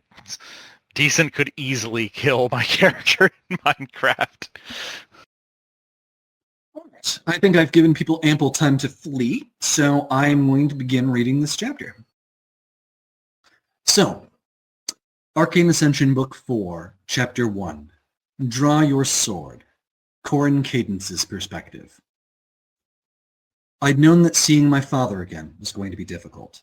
I'd expected, and yes, Sarah had warned, that there would be consequences for my brazen disregard for my father's wishes, and for my failure to alert him to my activities. I had not, however, expected him to wait at the train station on my return to Valia. He hadn't waited at the train station for my return from my judgment, after all. No one had. And so, when I stepped off the train and saw him, my first reaction was surprise. That was immediately followed by a combined sense of dismay and disbelief when he pushed his coat aside to reveal his dueling cane and spoke the words, "Draw your sword." Magnus Cadence was a professional duelist. I'd grown up hearing stories of his exploits, although I'd only rarely been allowed to witness his fights directly.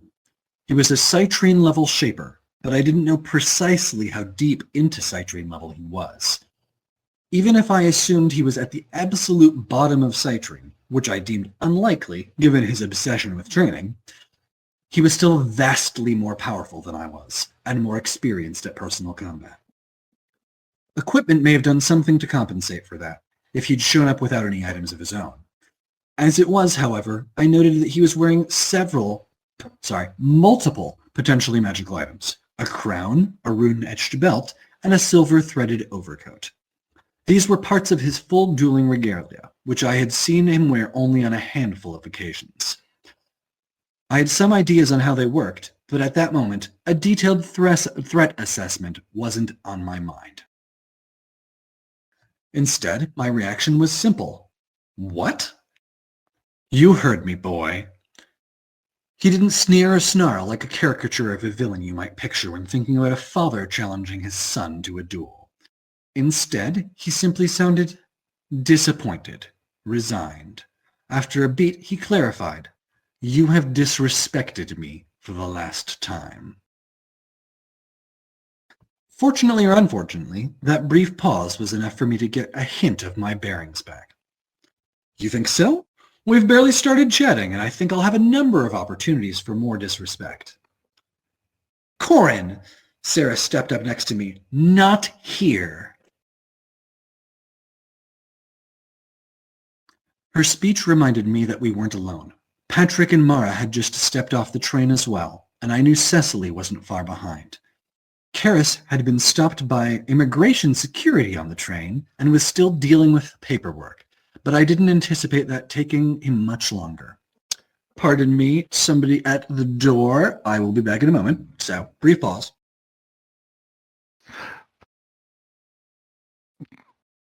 That confused me for a second because I thought that was still Nathan. I was like, I don't don't remember remember that part. Okay, sorry about that. I will now resume the story.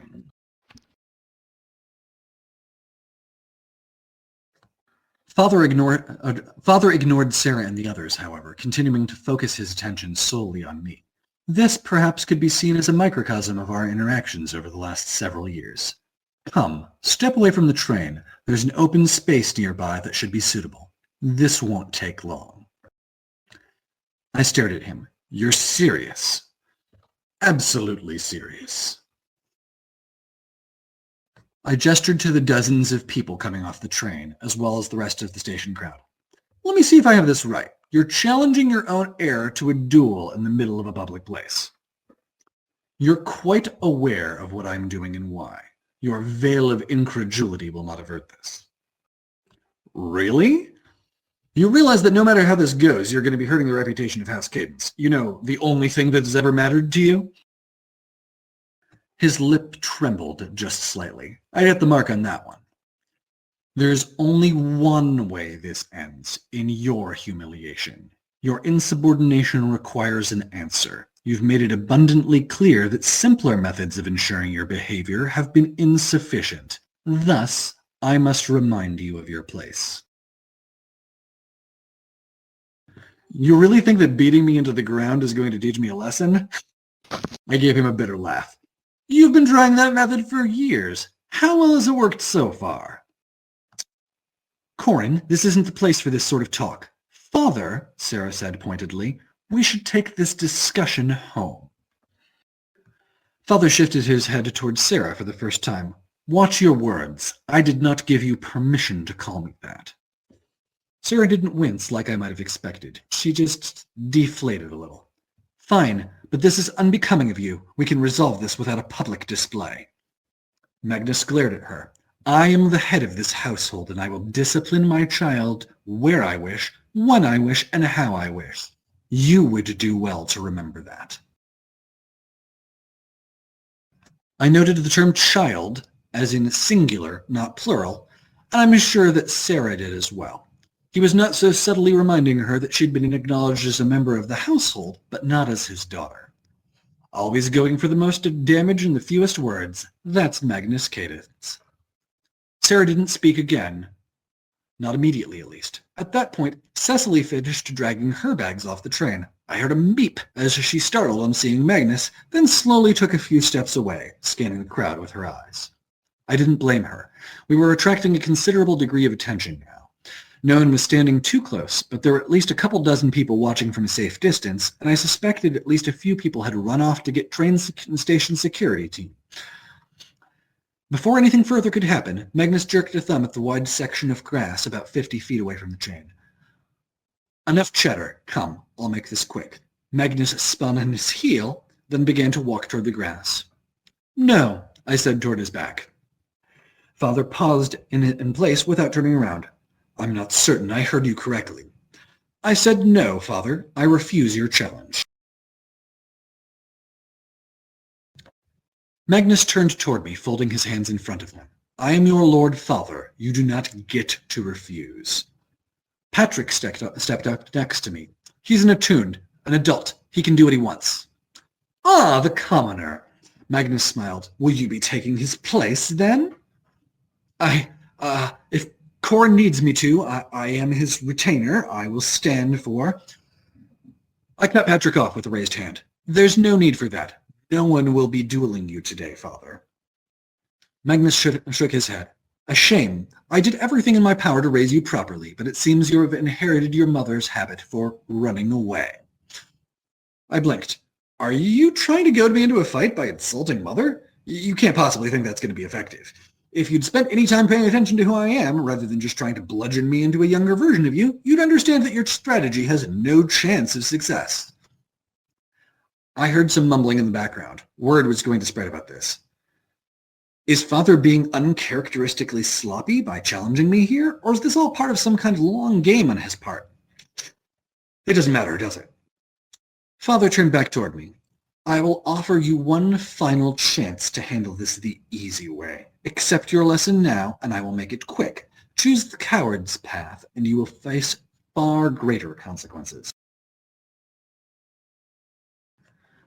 "You don't get it, do you?" I took a step forward. "I've fought things stronger than you on my winter break. I'm not a coward, and I'm not weak. I'm not afraid of you. You're simply not worth my time." I turned to the people behind me, my retainer, my sister, my friend, and whatever Cecily was. "Let's go." "To where?" Magnus interjected. "Home? Refuse me now and you needn't bother. You will not have one. None of you will." I turned back to him. "What's that supposed to mean?" "I thought it would be straightforward enough that even you could understand. Refuse to accept your discipline right now and you will no longer be a member of House Cadence. I will disown you." "Ah, so there it is. Finally, the hook. I saw it easily enough, and I didn't bite. Do you think that will stop me? Fine. Go ahead." Stara stepped in front of us. Stara stepped between us, and at that point, I realized my foolishness. The hook had never been thrown at me. "Please allow us to discuss this briefly, Lord Cadence." Sarah had a look of barely suppressed panic, and I could understand why. It would have been easy to assume that disowning me would elevate Sarah's position. She would, after all, be uncontested as the heir to House Cadence in my absence. But Magnus Cadence's language had been calculated to make it abundantly clear that he had not acknowledged Sarah as his daughter. His dismissive language toward both Patrick and Sarah implied their unimportance. And by saying that none of us would have a home to return to if I refused, he'd implied that he was treating us as a package deal. I wasn't invested in House Cadence. He knew that. But Sarah? For her, being the heiress to House Cadence was a tearing tale. She'd been raised without a father, raised to be a servant. When she'd learned that her father might be a noble that she'd known and respected for her entire life, that had been a dream come true. Even the truth about how Magnus Cadence had treated me hadn't completely eroded that. And Father wielded that dream like a blade, driving it between us. Is there a problem here? A man with a habit for breaking blades stepped off the train. Casually, he stepped in front of Sarah and me, directly into Father's line of sight. "This is a family matter. You needn't concern yourself," Father said. Karis's eyes narrowed, a cutting grin sliding across his face. "Oh, I disagree. You see," he turned to me. "I have a part-time job as Corin's bodyguard, and I'm a little disappointed I haven't had a chance to do much with it yet." Karis's hands were empty, but with each heartbeat, I felt it growing, the sensation that the air was alive with blades, that a drawn sword was ready to obliterate everything in a single unstoppable strike. It was at that moment, more than any other, that made me panic. Maybe I should have found it comforting that somebody strong had stepped in with the intent to protect me, but all I saw was the situation quickly unraveling before my eyes. There was always a part of me that wanted my father to face the consequences of his actions, retribution for all the days I'd laid bleeding on the ground, barely managing to draw breath in the aftermath of his training. But there was a smaller, childlike voice inside of me that still screamed, "That's your father. Don't let someone hurt him. There was, of course, no need to be concerned for Karis's well-being. If a battle started between the two of them, there was absolutely no question in my mind. An image of my father's broken body in a growing pool of blood flashed through my mind. I opened my mouth to speak, but father responded first. Magnus Cadence's expression was full of disdain. He clearly didn't know who he was talking to. Is this where you say I'll have to go through you to get to him? Karis raised a hand, shaking his head softly. No, slight misconception on your part. You don't get through me. Nobody gets through me. You walk away now or you don't get to walk away at all. Father stuck up a little straighter.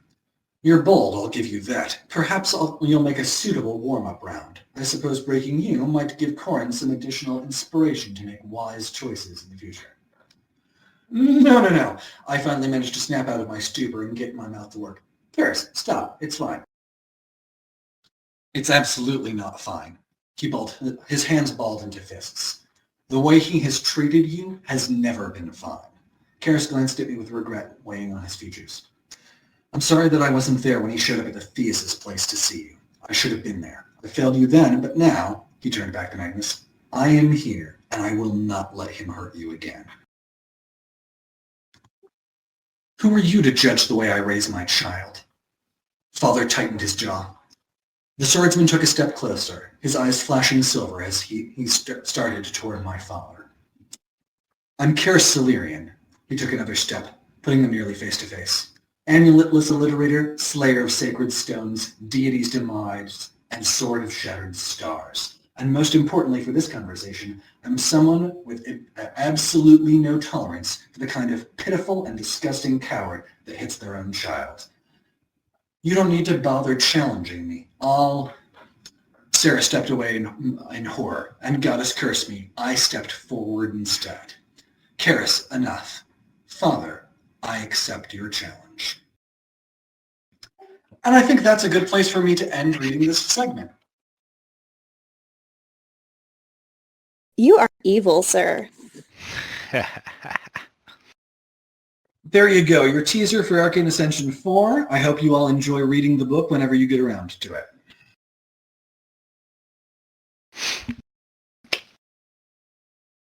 And good work to everybody who anticipated that Karis would try to step in on the Magnus duel, but it seems that Corin got in there himself, so you've got some other things to look forward to.